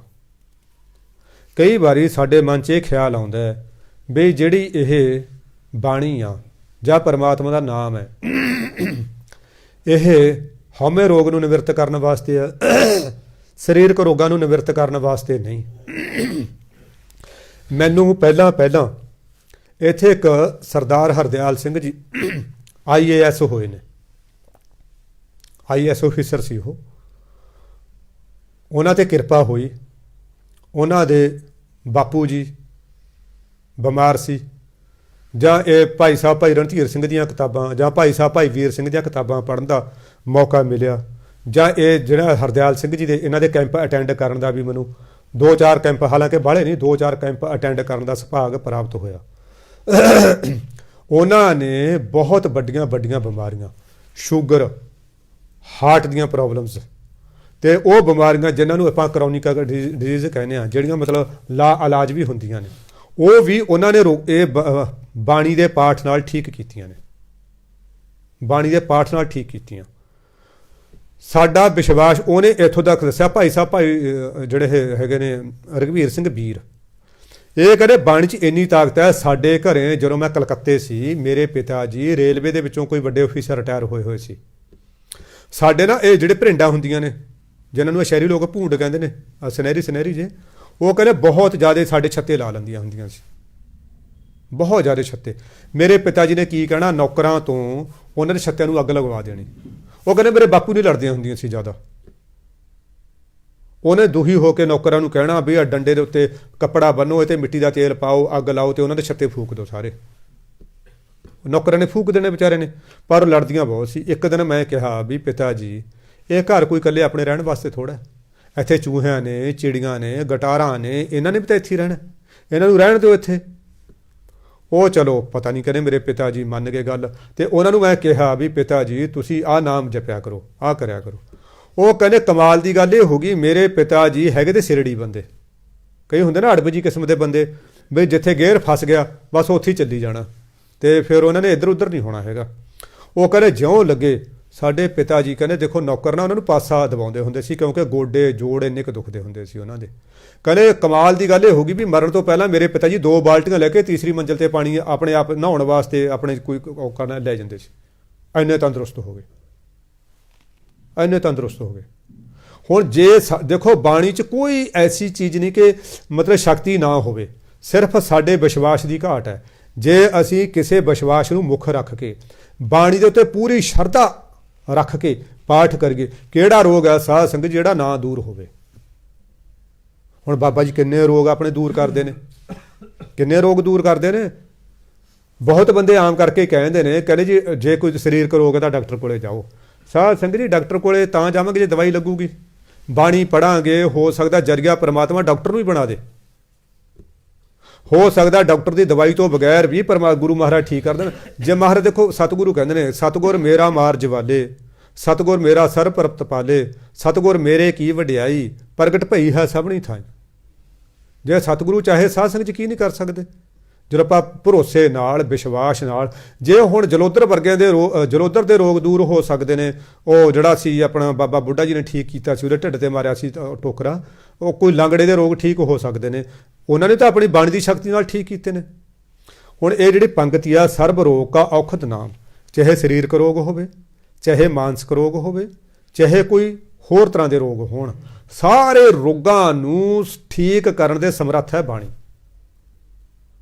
ਹਾਂ ਜਿੰਨਾ ਕੁ ਅਸੀਂ ਗੁੜ ਪਾਵਾਂਗੇ ਉਹਨਾਂ ਕੁ ਮਿੱਠਾ ਹੋ ਜਾਣਾ, ਜਿੰਨੀ ਕੁ ਸ਼ਰਧਾ ਦੀ ਚੀਨੀ ਅਸੀਂ ਘੋਲਾਂਗੇ ਉਨੀ ਕੁ ਇਹਨੇ ਮਠਿਆਸ ਦੇ ਜਾਣੀ ਹੈ, ਜੇ ਬੇਵਿਸ਼ਵਾਸੇ ਹੋ ਕੇ ਕਰਾਂਗੇ। ਮੈਨੂੰ ਯਾਦ ਹੈ ਮੇਰਾ ਨਾ ਕੋਈ ਜ਼ਮੀਨ ਦਾ ਝਗੜਾ ਸੀ, ਜਿਹੜੀ ਉਹ ਪਾਰਟੀ ਸੀ ਉਹ ਲੱਠਮਾਰ ਪਾਰਟੀ ਸੀ ਅਤੇ ਬਦਮਾਸ਼ ਬੰਦੇ ਸੀ। ਮੈਂ ਉਦੋਂ ਠੇੜੀ ਵਾਲੇ ਮਹਾਂਪੁਰਖ ਸਰੀਰ ਕਰਕੇ ਹੈਗੀ ਸੀ, ਇਹਨਾਂ ਕੋਲ ਗਿਆ, ਇਹਨਾਂ ਨੇ ਮੈਨੂੰ ਸਿੱਧ ਗੋਸ਼ਟ ਦੇ ਪਾਠ ਦਿੱਤੇ। ਮੇਰੇ ਮਨ 'ਚ ਸ਼ੰਕਾ ਆਈ ਵੀ ਯਾਰ ਕਿੱਥੇ ਸਿੱਧ ਗੋਸ਼ਟ, ਕਿੱਥੇ ਜ਼ਮੀਨ ਦਾ ਝਗੜਾ, ਸਮਝ ਨਹੀਂ ਆਉਂਦੀ ਇਹ ਚੱਕਰ ਕੀ ਹੋਇਆ, ਇਹ ਪਤਾ ਕੁਛ ਨਹੀਂ ਹੁੰਦਾ। ਮੈਂ ਇੱਕ ਵਾਰੀ ਡਾਕਟਰ 'ਤੇ ਗਿਆ, ਮੈਂ ਦਵਾਈ ਲਿਆਂਦੀ, ਉਹ ਜਿਹੜੀ ਦਵਾਈ ਸੀ ਨਾ ਉਹਦੇ 'ਤੇ ਲਿਖਿਆ ਹੋਇਆ ਸੀ ਕੇਵਲ ਗਰਭਵਤੀ ਮਹਿਲਾओं ਕੇ लिए। ਜਦੋਂ ਮੈਂ ਡਾਕਟਰ ਤੋਂ ਪੜ੍ਹੀ ਮੈਂ ਭੱਜਿਆ ਗਿਆ, ਮਹਾਰਾਜ ਮੈਂ ਤਾਂ ਕੋਈ ਇਹੋ ਜਿਹੀ ਅਵਸਥਾ ਨਹੀਂ, ਤੂੰ ਹੀ ਮੈਨੂੰ ਇਹ ਦਵਾਈ ਕਿਹੜੀ ਦੇਤੀ ਕੇਵਲ ਗਰਭ। ਉਹ ਕਹਿੰਦੇ ਯਾਰ ਜਿਹੜੀ ਪ੍ਰੋਬਲਮ ਉਹਨਾਂ ਨੂੰ ਹੁੰਦੀ ਆ ਉਹੀ ਪ੍ਰੋਬਲਮ ਤੈਨੂੰ ਹੈ, ਇਹ ਦਵਾਈ ਪੀ ਲੈ, ਤੂੰ ਭਰੋਸਾ ਰੱਖ। ਹੁਣ ਉਹ ਗੱਲ ਮੈਨੂੰ ਯਾਦ ਸੀ ਬਈ ਯਾਰ ਇਹ ਪਾਠ ਕਿੱਥੇ ਸਿੱਧ ਗੋਸ਼ਟ, ਕਿੱਥੇ ਜ਼ਮੀਨ ਦਾ ਝਗੜਾ। ਮੈਂ ਕਿਹਾ ਚੱਲ ਮਾਰਾ ਹੁਣ ਵਿਸ਼ਵਾਸ ਕਰਕੇ ਲੱਗਿਆ ਰਹਿ। 40 ਦਿਨਾਂ ਦਾ ਉਹਨਾਂ ਨੇ ਪਾਠ ਦਿੱਤਾ ਸੀ, ਉਹ 40 ਦਿਨਾਂ ਦਾ ਪਾਠ ਮੈਂ ਉਹ ਜਦੋਂ ਕਰਿਆ, ਰੱਬ ਨੇ ਐਸਾ ਸਬੱਬ ਬਣਾਇਆ। ਸਬੱਬ ਤਾਂ ਉਹ ਬਣਾਉਂਦਾ ਦੇਖੋ, ਡਾਇਰੈਕਟ ਨਹੀਂ ਕੰਮ ਕਰਦਾ ਕੋਈ, ਸਬੱਬ ਉਹਨੇ ਐਸਾ ਬਣਾਇਆ ਕਿ ਪੂਰੇ ਪਿੰਡ ਦੇ ਵਿੱਚ ਜੈ ਜੈਕਾਰ ਕਹੂਗੀ। ਹੈਰਾਨੀ ਦੀ ਗੱਲ ਇਹ ਆ ਵੀ ਕਿੱਥੇ ਇਕੱਲਾ ਬੰਦਾ ਮਰਿਆ, ਮਾੜਚੂ ਲੜਾਈ ਝਗੜੇ ਤੋਂ ਟਲਣ ਵਾਲਾ, ਕਿੱਥੇ ਉਹ ਲੱਠਮਾਰ ਬੰਦੇ ਜਿਨ੍ਹਾਂ ਨੇ ਬੰਦਾ ਕੁੱਟਣ ਵੇਲੇ ਘੌਲੇ ਨਹੀਂ ਕਰਨੀ, ਉਹ ਸਭ ਦੀਆਂ ਨਸਾਂ ਭੰਨਤੀਆਂ, ਕਮਾਲ ਹੋ ਗਈ। ਜ਼ਮੀਨ ਆਪਣੇ ਹਿੱਸੇ ਆ ਗਈ। ਗੱਲ ਇਹ ਮੈਨੂੰ ਵਿਸ਼ਵਾਸ ਪਹਿਲਾਂ ਮੈਨੂੰ ਲੱਗੇ ਯਾਰ ਵੀ ਕਿੱਥੇ, ਫਿਰ ਮੈਨੂੰ ਗੱਲ ਯਾਦ ਆ ਗਈ। ਮੈਂ ਯਾਰ ਉਹ ਦਵਾਈ ਵੀ ਤਾਂ ਲਿਖਿਆ ਸੀ ਕੇਵਲ ਗਰਭਵਤੀ ਮਹਿਲਾओं ਕੇ लिए, ਵੀ ਉਹਨੇ ਵੀ ਤਾਂ ਤੂੰ ਠੀਕ ਕੀਤਾ। ਹੁਣ ਇਹ ਬਾਣੀ ਦਾ ਹੁਣ ਸਿੱਧ ਗੋਸ਼ਟ ਹੋ ਸਕਦਾ ਕੁਛ ਹੋਵੇ ਐਸੀ ਗੱਲਬਾਤ, ਪਰ ਇਹ ਵੀ ਸਾਨੂੰ ਵਿਸ਼ਵਾਸ ਨਹੀਂ ਆਉਂਦਾ ਕਈ ਵਾਰੀ। ਜੇ ਵਿਸ਼ਵਾਸ ਆ ਜੇ, ਭਰੋਸੇ ਨਾਲ ਕਿਤੇ ਲੱਗੇ ਰਹੀਏ।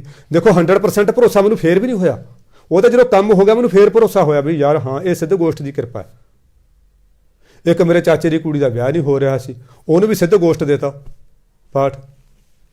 ਉਹ ਮੈਂ ਉਹਨੂੰ ਆਖਿਆ, ਮੈਂ ਕਿਹਾ ਕੁੜੀਏ, ਉਹ ਗੁਟਕਾ ਪੁੱਛਦੀ ਫਿਰੇ, ਮੈਂ ਕਿਹਾ ਕੁੜੀਏ ਤੂੰ, ਉਹਨੂੰ ਕਿਹੜਾ ਪਤਾ ਸੀ, ਕਹਿੰਦੀ ਇੱਕ ਭਾਈ ਜੀ ਹੈ ਮੈਨੂੰ ਉਹਨੇ ਪਾਠ ਦਿੱਤੇ ਨੇ। ਮੈਂ ਕਿਹਾ ਭਾਈ ਜੀ ਕਿੱਥੇ ਹੈ, ਵੀਰੇ ਇੱਧਰ ਯੂਨੀਵਰਸਿਟੀ ਕਹਿੰਦੀ ਹੈ। ਮੈਂ ਕਿਹਾ ਤੂੰ ਉੱਥੇ ਤਾਂ ਨਹੀਂ ਗੱਲ ਕਰਦੀ, ਕਹਿੰਦੀ ਹਾਂ। ਮੈਂ ਤੂੰ ਇਕੱਲਾ ਭਾਈ ਜੀ ਨਾ ਸਮਝ ਉਹਨਾਂ ਨੂੰ, ਉਹ ਬੜੀ ਪਹੁੰਚੀ ਹੋਈ ਰੂਹ ਹੈ। ਕਹਿੰਦੀ ਪਤਾ ਨਹੀਂ ਮੈਨੂੰ, ਇਹ ਤਾਂ ਹੁਣ ਕਹਿੰਦੀ ਮੈਂ 32-33 ਸਾਲ ਦੀ ਹੋ ਗਈ, ਮੇਰਾ ਵਿਆਹ ਨਹੀਂ ਹੋ ਰਿਹਾ। ਹਾਲਾਂਕਿ BSc ਉਹਨੇ ਕੀਤੀ ਹੋਈ, MA ਇੰਗਲਿਸ਼ ਉਹਨੇ ਕੀਤੀ ਹੋਈ, ਸੋਹਣੀ ਸੁਣਖੀ ਉਹ, ਅਤੇ ਉਹਨੇ ਪਾਠ ਕੀਤੇ। ਉਹ ਐਸਾ ਮੁੰਡਾ ਮਿਲਿਆ, ਅੱਜ ਕੱਲ੍ਹ ਕੈਨੇਡਾ ਬੈਠੀ ਆ, ਅਰਬਾਂ ਪਤੀ ਕੁੜੀ ਹੈ। ਹੁਣ ਜੇ ਆਪਾਂ ਭਰੋਸਾ ਕਰੀਏ, ਕਿਹੜੀ ਐਸੀ ਮੁਸ਼ਕਿਲ ਹੈ, ਕਿਹੜਾ ਐਸਾ ਰੋਗ ਹੈ ਜਿਹਨੂੰ ਗੁਰਬਾਣੀ ਠੀਕ ਕਰਨ ਦੇ ਸਮਰੱਥ ਨਾ ਹੋਵੇ। ਪਰ ਹੁਣ ਸਾਡਾ ਭਰੋਸਾ ਡੋਲ ਦਿੰਦਾ। ਕਹਿੰਦੇ ਇਹ ਪ੍ਰਮਾਤਮਾ ਦਾ ਨਾਮ ਹੈ ਜਿਹੜਾ, ਇਹ ਸਾਰੇ ਰੋਗਾਂ ਦੀ ਦਾਰੂ ਹੈ। ਕਲਿਆਣ ਰੂਪ ਮੰਗਲ ਗੁਣ ਗਾਮ, ਇਹ ਸਾਰਿਆਂ ਦਾ ਕਲਿਆਣਕਾਰੀ ਹੈ, ਇਹ ਕਲਿਆਣ ਰੂਪ ਹੈ। ਇਹਨੂੰ ਕੋਈ ਵੀ ਛਕੇ, ਮੁਸਲਮਾਨ ਜਪੇ। ਸਾਧ ਸੰਗਤ ਜੀ ਆਪਾਂ ਤਾਂ ਬੜੇ ਹੈਰਾਨ ਆ, ਆਪਾਂ ਸਿੱਖ ਤਾਂ ਸਿਰਫ ਸ਼ੰਕੇ ਕਰਨ ਵਾਲੇ ਹਾਂ। ਇਹ ਹਿੰਦੂ ਵੀਰ, ਹਿੰਦੂ ਭੈਣਾਂ, ਮੁਸਲਮਾਨ ਵੀਰ, ਮੁਸਲਮਾਨ ਭੈਣਾਂ, ਕਮਾਲ ਦੀ ਗੱਲ ਹੈ ਇੰਨੀ ਕੁ ਬਾਣੀ ਪੜ੍ਹਦੇ ਨੇ ਆਪਣੀ, ਆਪਾਂ ਨੂੰ ਤਾਂ ਪਤਾ ਹੀ ਕੁਛ ਨਹੀਂ ਹੈਗਾ। ਕਈ ਵਾਰੀ ਨਾ ਜਦੋਂ ਡੂੰਘੇ ਉਤਰੀਦਾ ਉਦੋਂ ਪਤਾ ਲੱਗਦਾ ਹੈ, ਅੱਛਾ ਬਈ ਆਹ ਗੱਲ ਹੈ। ਆਹ ਕਿੰਨੇ ਮੁਸਲਮਾਨ, ਆਹ ਸਦਾਮ ਹੁਸੈਨ ਬਾਰੇ ਮੈਂ ਪੜ੍ਹ ਰਿਹਾ ਸੀ, ਉਹਦੇ ਪਿੱਛੇ ਨਾ ਉਹ ਜਿਹੜਾ ਹੈ ਆਹ ਸਾਹਮੁਖੀ ਲਿਪੀ ਜਿਹੜੀ ਜਿਹ 'ਚ ਉਰਦੂ ਲਿਖਿਆ ਹੁੰਦਾ, ਫਾਰਸੀ ਲਿਖੀ ਹੁੰਦਾ, ਉਹਦੇ ਵਿੱਚ ਮੂਲ ਮੰਤਰ ਲਿਖਿਆ ਹੋਇਆ ਸੀ। ਉਹਨੂੰ ਪੁੱਛਿਆ ਕਿਸੇ ਨੇ ਸਦਾਮ ਹੁਸੈਨ ਨੂੰ ਵੀ ਤੂੰ ਆ ਯਾਰ, ਸਿੱਖਾਂ ਦਾ ਵਫਦ ਗਿਆ ਉਹਨਾਂ ਨੂੰ ਮਿਲਣ, ਵੀ ਤੂੰ ਆ, ਕਹਿੰਦਾ ਮੈਂ ਇਸ ਦੀ ਕਿਰਪਾ ਨਾਲ ਤਾਂ ਉਹਦੇ ਰਾਸ਼ਟਰਪਤੀ ਬਣਿਆ ਹੋਇਆ। ਮੈਂ ਤਾਂ 7ਵੀਂ 8ਵੀਂ 'ਚ ਸੀ, ਮੈਨੂੰ ਮੈਥ ਆਉਂਦਾ ਨਹੀਂ ਸੀ, ਮੈਨੂੰ ਉਹ ਕੁੱਟਦੇ ਸੀ, ਮੁਨਸ਼ੀ ਮੌਲਵੀ ਜਾਂ ਕੁੱਟਦਾ ਸੀ। ਮੈਂ ਡਰ ਕੇ ਨਾ, ਉੱਥੇ ਗੁਰਦੁਆਰਾ ਸੀ, ਮੈਂ ਗੁਰਦੁਆਰੇ ਜਾ ਵੜਦਾ ਸੀ। ਉੱਥੇ ਭਾਈ ਜੀ ਨੇ ਮੈਨੂੰ ਇਹ ਮੂਲ ਮੰਤਰ ਦਾ ਜਾਪ ਦਿੱਤਾ, ਮੈਂ ਜਾਪ ਜਪਣ ਲੱਗਿਆ, ਮੈਨੂੰ ਮੈਥ ਆਉਣ ਲੱਗ ਗਿਆ, ਅਤੇ ਮੁਨਸ਼ੀ ਮੈਨੂੰ ਕੁੱਟਣੋਂ ਹਟ ਗਿਆ, ਅਤੇ ਮੈਂ ਪੜ੍ਹਦਾ ਇੰਨਾ ਪੜ੍ਹ ਗਿਆ, ਮੈਂ ਰਾਸ਼ਟਰਪਤੀ ਬਣ ਗਿਆ। ਜਿੱਥੋਂ ਹੁਣ ਮੁਸ਼ਕਿਲ ਹੈ, ਮੈਂ ਤਾਂ ਸਾਰਾ ਦਿਨ ਜਪਦੀ ਇਹ ਹਾਂ। ਕਮਾਲ ਹੋ ਗਈ ਯਾਰ। ਬੜੇ ਬੜੇ ਪੰਡਿਤ, ਬੜੇ ਬੜੇ ਜਿਹੜੇ ਹੈਗੇ ਨੇ, ਇੱਕ ਪੰਡਿਤ ਬਾਰੇ ਤਾਂ ਮੈਂ ਇਹ ਪੜ੍ਹ ਰਿਹਾ ਸੀ, ਕਹਿੰਦੇ ਉਹਨੂੰ ਪੁੱਛਿਆ ਯਾਰ ਤੇਰੀ ਇੰਨੀ ਕੁ ਆਤਮਿਕ ਅਵਸਥਾ ਉੱਚੀ ਹੋਈ ਆ? ਉਹ ਕਹਿੰਦਾ ਵੀ ਮੈਂ ਨਹੀਂ ਬਤਾਉਣਾ ਚਾਹਤਾ। ਉਹ ਕਹਿੰਦੇ ਕਿਉਂ ਨਹੀਂ ਬਤਾਉਣਾ ਚਾਹਤਾ? ਉਹ ਕਹਿੰਦਾ ਯਾਰ ਜੇ ਮੈਂ ਬਤਾਇਆ ਨਾ, ਤੁਹਾਨੂੰ ਦੱਸਿਆ, ਤੁਸੀਂ ਸੱਚੇ ਨਹੀਂ ਮੰਨਣਾ। ਕਹਿੰਦੇ ਚੱਕਰ ਤਾਂ ਇਹ ਹੈ, ਕਹਿੰਦਾ ਮੈਂ ਰਾਮ ਨਾਮ, ਇਹ ਕੋਈ ਆ ਥੋੜਾ ਰਾਮ ਰਾਮ, ਕੋਈ ਨਾਰਾਇਣ ਨਾਰਾਇਣ, ਕੋਈ ਰਾਧੇ ਰਾਧੇ ਕਰਕੇ ਨਹੀਂ ਐਡਾ ਉੱਚਾ ਹੀ ਬਣਿਆ। ਕਹਿੰਦੇ ਹੋਰ? ਇਹ ਮਸਕੀਨ ਜੀ ਦੀ ਮੁਖਾਰਬਿੰਦ ਤੋਂ ਸੁਣੀ ਸੀ ਗੱਲ ਇਹ ਮੈਂ। ਉਹ ਕਹਿੰਦੇ ਮੈਂ ਜਪੀ ਅੱਲਾ ਅੱਲਾ ਅੱਲਾ ਤੇ ਵਾਹਿਗੁਰੂ ਵਾਹਿਗੁਰੂ ਵਾਹਿਗੁਰੂ ਜਪਿਆ, ਮੈਂ ਤਾਂ ਇੰਨੀ ਉੱਚੀ ਅਵਸਥਾ ਦਾ ਮਾਲਕ ਬਣਿਆ। ਕਹਿੰਦੇ ਕਿਵੇਂ? ਕਹਿੰਦੇ ਕਿਉਂਕਿ ਇੱਕੋ ਸ਼ਬਦ ਹੈ, ਇੱਕੋ ਸਾਹ 'ਚ ਕਿਹਾ ਜਾਂਦਾ। ਤੁਹਾਡਾ ਗਾਇਤਰੀ ਮੰਤਰ ਉਹ ਵੀ ਇੱਕ ਸਾਹ 'ਚ ਨਹੀਂ ਕਿਹਾ ਜਾਂਦਾ, ਕੁਛ ਹੋਰ। ਕਹਿੰਦੇ ਇੰਨੀ ਉੱਚੀ ਅਵਸਥਾ। ਇੱਕ ਇਹ ਆ ਵੀ ਜਿਹੜਾ ਆਪਾਂ ਵਾਹਿਗੁਰੂ ਕਹਿੰਦੇ ਆ, ਇਹਦੇ ਵਿੱਚ ਨਸਕ ਧੁਨੀ ਕੋਈ ਨਹੀਂ ਹੈਗੀ, ਇਹ ਨੀਵੇਂ ਪਾਸੇ ਜਾਂਦੇ ਹੀ ਨਹੀਂ, ਉੱਪਰ ਉਹਨੂੰ ਲੈ ਕੇ ਜਾਂਦਾ ਇਹ। ਉਹ ਕਹਿੰਦਾ ਮੈਂ ਵਾਹਿਗੁਰੂ ਕਹਿ ਕੇ ਇਹਨਾਂ ਉੱਚੀ ਆਤਮ ਅਵਸਥਾ ਦਾ ਪਹੁੰਚਿਆ।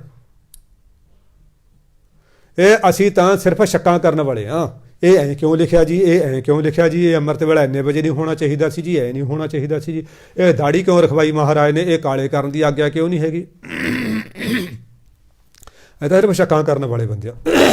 10ਵੇਂ ਗ੍ਰੰਥ ਸਾਹਿਬ 'ਤੇ ਤਾਂ ਜਿੰਨੀਆਂ ਅਸੀਂ ਸ਼ੱਕਾਂ ਕਰਦੇ ਹਾਂ, ਉਹਨਾਂ ਸ਼ਾਇਦ ਕੋਈ ਸਾਡਾ ਦੁਸ਼ਮਣ ਵੀ ਨਹੀਂ ਕਰਦਾ ਹੈਗਾ। ਜਿੰਨੀਆਂ ਸ਼ੱਕਾਂ ਅਸੀਂ ਉਹ 'ਤੇ ਕਰਦੇ ਹਾਂ, ਇੰਨੀਆਂ ਸ਼ੱਕਾਂ ਤਾਂ ਕੋਈ ਸਾਡਾ ਦੁਸ਼ਮਣ ਵੀ ਨਹੀਂ ਕਰਦਾ। ਹਾਲਾਂਕਿ ਇੰਨੀ ਸ਼ਕਤੀਸ਼ਾਲੀ ਬਾਣੀ ਆ 10ਵੇਂ ਗ੍ਰੰਥ ਦੀ। ਚਪਈ ਸਾਹਿਬ ਦੇ ਆਪਾਂ ਨੂੰ ਪਾਠ ਮਿਲਦੇ ਨੇ ਨਾ, 10ਵੇਂ ਗ੍ਰੰਥ ਦੀ ਬਾਣੀ ਉਹ ਹੈ। ਕਿਹੜਾ ਕੰਮ ਹੈ ਫਿਰ ਜਿਹੜਾ ਨਹੀਂ ਹੁੰਦਾ ਚਪਈ ਸਾਹਿਬ ਦੇ ਪਾਠਾਂ ਨਾਲ? ਇਹ ਤਾਂ ਆਪਾਂ ਪਰਤਿਆ ਦੇਖ ਲਿਆ। ਅਰਦਾਸ ਜਿਹੜੀ ਆਪਾਂ ਪੜ੍ਹਦੇ ਹਾਂ, ਆਪਣਾ ਜਿਹੜਾ ਹੈ ਪ੍ਰਥਮ ਭਗਵਤੀ 10ਵੇਂ ਗ੍ਰੰਥ ਦੀ ਉਹ ਬਾਣੀ ਹੈ। ਕਿਹੜਾ ਕਾਰਜ ਹੈ ਜਿਹੜਾ ਸਾਡਾ ਰਾਸ ਨਹੀਂ ਹੁੰਦਾ? ਕਿਹੜਾ ਕਾਰਜ ਜਿਹੜਾ ਸਾਡਾ ਰਾਸ ਨਹੀਂ ਹੁੰਦਾ? ਜੇ ਆਪਾਂ ਹੋਰ ਬਾਣੀ ਪੜ੍ਹੀਏ, ਸ਼ਰਧਾ ਭਾਵਨਾ ਨਾਲ ਪੜ੍ਹੀਏ, ਕਿਹੜਾ ਕਾਰਜ ਹੈ ਜਿਹੜਾ ਸਾਡਾ ਰਾਸ ਨਾ ਹੋਵੇ? ਕਹਿੰਦੇ ਇਹ ਕਲਿਆਣਕਾਰੀ ਹੈ ਤੇ ਮੰਗਲ ਖੁਸ਼ੀਆਂ ਦੇਣ ਵਾਲੀ ਹੈ। ਉਹਦੇ ਗੁਣ ਗਾਉਣੇ ਨੇ, ਇਹ ਕਲਿਆਣਕਾਰੀ ਨੇ ਤੇ ਖੁਸ਼ੀਆਂ ਦੇਣ ਵਾਲੇ ਨੇ। ਕਾਹੂ ਜੁਗਤ ਕਿਤੈ ਨਾ ਪਾਈਐ ਧਰਮ, ਨਾਨਕ ਤਿਸ ਮਿਲੈ ਜਿਸ ਲਿਖਿਆ ਧੁਰ ਕਰਮ। ਕਹਿੰਦੇ ਕਿਸੇ ਜੁਗਤੀ ਨਾਲ ਇਹ ਜਿਹੜੇ ਮਤਲਬ ਇਹ ਧਰਮ, ਕਿਸੇ ਧਾਰਮਿਕ ਕਰਮ ਕਾਂਡ ਦੇ ਨਾਲ ਉਪਰੋਕਤ ਚੀਜ਼ਾਂ ਨਹੀਂ ਮਿਲਦੀਆਂ। ਸਾਧ ਸੰਗਤ, ਧਰਮ ਦਾ ਕਰਮ ਕਾਂਡ ਨਹੀਂ ਕਰਨਾ ਪੈਂਦਾ, ਬਲਕਿ ਧਰਮ ਕਮਾਉਣਾ ਪੈਂਦਾ। ਇੱਕ ਹੁੰਦਾ ਕਰਮ ਕਾਂਡ। ਕਰਮ ਕਾਂਡ ਬਾਬਾ ਜੀ ਕਹਿੰਦੇ ਉਹ ਹੁੰਦਾ ਜਿਹਦੇ ਵਿੱਚ ਸਾਡਾ ਮਨ ਨਾ ਸ਼ਾਮਲ ਹੋਵੇ। ਨਿਤਨੇਮ ਕੀਤਾ ਅਸੀਂ ਨੇ, ਮਨ ਸ਼ਾਮਲ ਹੀ ਨਹੀਂ, ਉਹ ਕਰਮ ਕਾਂਡ ਹੈ। ਗੁਰਦੁਆਰਾ ਸਾਹਿਬ ਆਏ ਹਾਂ, ਸਾਡਾ ਮਨ ਟਿਕਿਆ ਨਹੀਂ ਕੋਈ। ਘਰੇ ਇੱਥੇ ਬੈਠੇ ਨੂੰਹ ਨਾਲ ਲੜ ਰਹੇ ਹਾਂ, ਸੱਸ ਨਾਲ ਲੜ ਰਹੇ ਹਾਂ, ਭੈਣ ਭਾਈਆਂ ਨਾਲ ਲੜ ਰਹੇ ਹਾਂ, ਜਵਾਕਾਂ ਨੂੰ ਘੂਰ ਰਹੇ ਹਾਂ। ਕਰਮ ਕਾਂਡ ਹੈ ਸਾਡਾ। ਜਦੋਂ ਮਨ ਲੱਗ ਗਿਆ, ਜਦੋਂ ਸਾਡੀ ਸ਼ਰਧਾ ਬੱਝ ਗਈ, ਉਹ ਫਿਰ ਧਰਮ ਹੋ ਜਾਏਗਾ। ਧਰਮ ਹੋ ਜਾਏਗਾ। ਸਾਧ ਸੰਗਤ ਜੀ, ਸਾਡੀ ਹਰੇਕ ਗੱਲ ਧਰਮ ਹੋ ਸਕਦੀ ਹੈ। ਸਾਡਾ ਖਾਣਾ ਵੀ ਧਰਮ ਹੋ ਸਕਦਾ ਹੈ, ਸਾਡਾ ਪਹਿਨਣਾ ਵੀ ਧਰਮ ਹੋ ਸਕਦਾ ਹੈ, ਸਾਡਾ ਤੁਰਨਾ ਵੀ ਧਰਮ ਹੋ ਸਕਦਾ ਹੈ, ਸਾਡਾ ਬੋਲਣਾ ਵੀ ਧਰਮ ਹੋ ਸਕਦਾ ਹੈ, ਸਾਡਾ ਚੁੱਪ ਰਹਿਣਾ ਵੀ ਧਰਮ ਹੋ ਸਕਦਾ ਹੈ, ਸਾਡਾ ਸੌਣਾ ਵੀ ਧਰਮ ਹੋ ਸਕਦਾ, ਜੇ ਅਸੀਂ ਸਾਡੇ ਅੰਦਰ ਉਹਦਾ ਪਿਆਰ ਹੋਵੇ, ਉਹਦਾ ਸ਼ੁਕਰਾਨਾ ਹੋਵੇ। ਕਹਿੰਦੇ ਬਾਕੀ ਹੋਰ ਜੇ ਬੰਦਾ ਕਹੇ ਨਾ ਕੋਈ ਮੈਂ ਆਪਣੀ ਜੁਗਤੀ ਨਾਲ ਪਾ ਲੂੰਗਾ, ਮੈਂ ਜਲ ਧਾਰੇ ਕਰਕੇ, ਮੈਂ ਪੁੱਠਾ ਲਟਕ ਕੇ, ਮੈਂ ਭੁੱਖਾ ਨੰਗਾ ਰਹਿ ਕੇ ਕਰ ਲੂੰਗਾ, ਮਹਾਰਾਜ ਕਹਿੰਦੇ ਨਹੀਂ, ਐ ਨਹੀਂ ਹੁੰਦਾ। ਨਾਨਕ ਤਿਸ ਮਿਲੈ। ਇਹ ਕਹਿੰਦੇ ਕਿਸੇ ਜੁਗਤੀ ਨਾਲ ਨਹੀਂ ਮਿਲਦਾ, ਇਹ ਨਾਨਕ ਉਹਨੂੰ ਮਿਲਦਾ। ਕਿਹਨੂੰ? ਜਿਸ ਲਿਖਿਆ ਧੁਰ ਕਰਮ। ਜਿਹਦੇ ਕਰਮਾਂ ਦੇ ਵਿੱਚ, ਜਿਹਦੇ ਭਾਗਾਂ ਦੇ ਵਿੱਚ ਧੁਰ ਤੋਂ ਲਿਖਿਆ ਹੋਵੇ। ਸਾਧ ਸੰਗਤ ਜੀ, ਧੁਰ ਤੋਂ ਲਿਖਾਉਣ ਵਾਸਤੇ ਉਹਦੇ ਅੱਗੇ ਜੋਦੜੀਆਂ ਕਰਨੀਆਂ ਪੈਂਦੀਆਂ ਨੇ। ਉਰਦੂ ਸਿੱਖਿਆ ਸੀ ਮੈਂ, ਉਰਦੂ ਦੇ ਵਿੱਚ ਨਾ ਇੱਕ ਸਾਨੂੰ ਕਹਾਣੀ ਆਈ।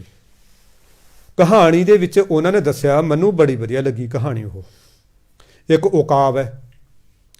ਉਕਾਬ ਇਹ ਬਾਜ ਦੀ ਵੱਡੀ ਕਿਸਮ ਹੁੰਦੀ ਆ, ਜਿਹੜਾ ਕਿ ਲਗਭਗ ਪੂਰੇ ਬੰਦੇ ਨੂੰ ਵੀ ਚੱਕ ਕੇ ਲੈ ਜਾਂਦਾ। ਇੰਨੀ ਉਹਦੇ ਖੰਭਾਂ 'ਚ ਤਾਕਤ ਹੁੰਦੀ ਆ। ਕਾਫੀ ਵੱਡਾ ਪੰਛੀ ਹੁੰਦਾ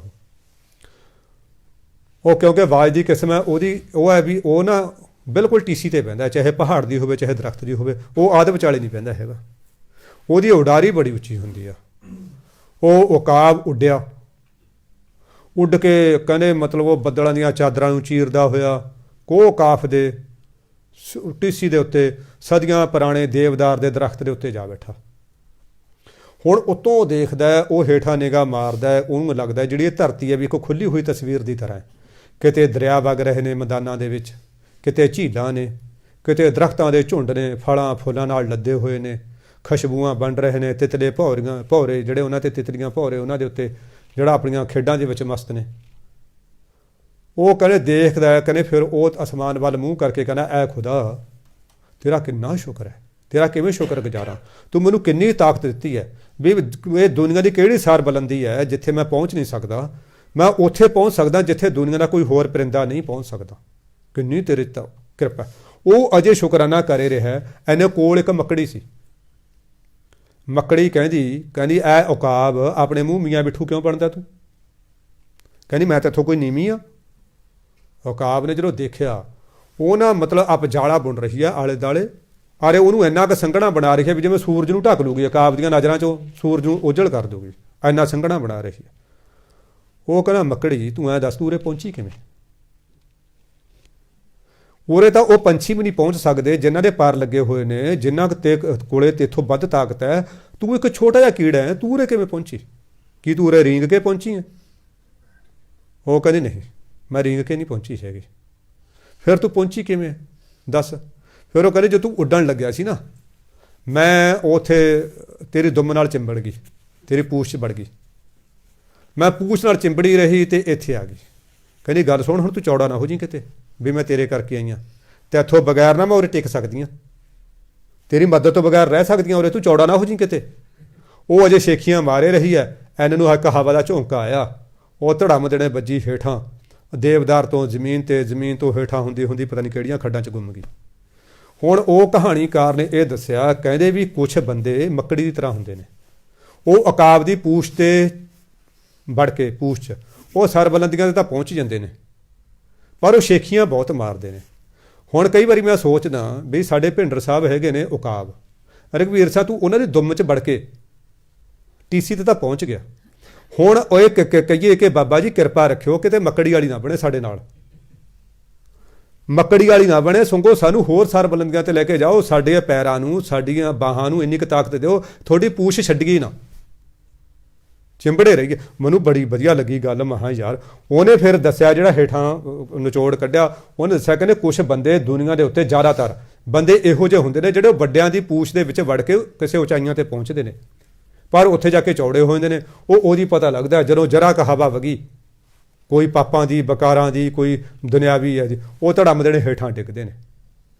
ਹੁਣ ਸਾਡੇ ਕੋਲੇ ਉਕਾਬ ਨੇ ਬਾਬਾ ਜੀ, ਉਦੋਂ ਵੱਡੇ ਉਕਾਬ ਜਿਹੜੇ ਉਹਨਾਂ ਦੀ ਪੂਛ ਚਿੰਬੜੇ ਹੋਏ ਨੇ, ਉਹ ਗੁਰੂ ਮਹਾਰਾਜ ਹੈਗੇ ਨੇ। ਤਾਂ ਉਹਨਾਂ ਨੇ ਕਹੀਏ ਮਹਾਰਾਜ ਸਾਡੇ 'ਤੇ ਕਿਰਪਾ ਰੱਖਿਓ, ਸਾਡੇ ਗੁਣ ਔਗਣ ਕੋਈ ਨਾ ਵਿਚਾਰਿਓ।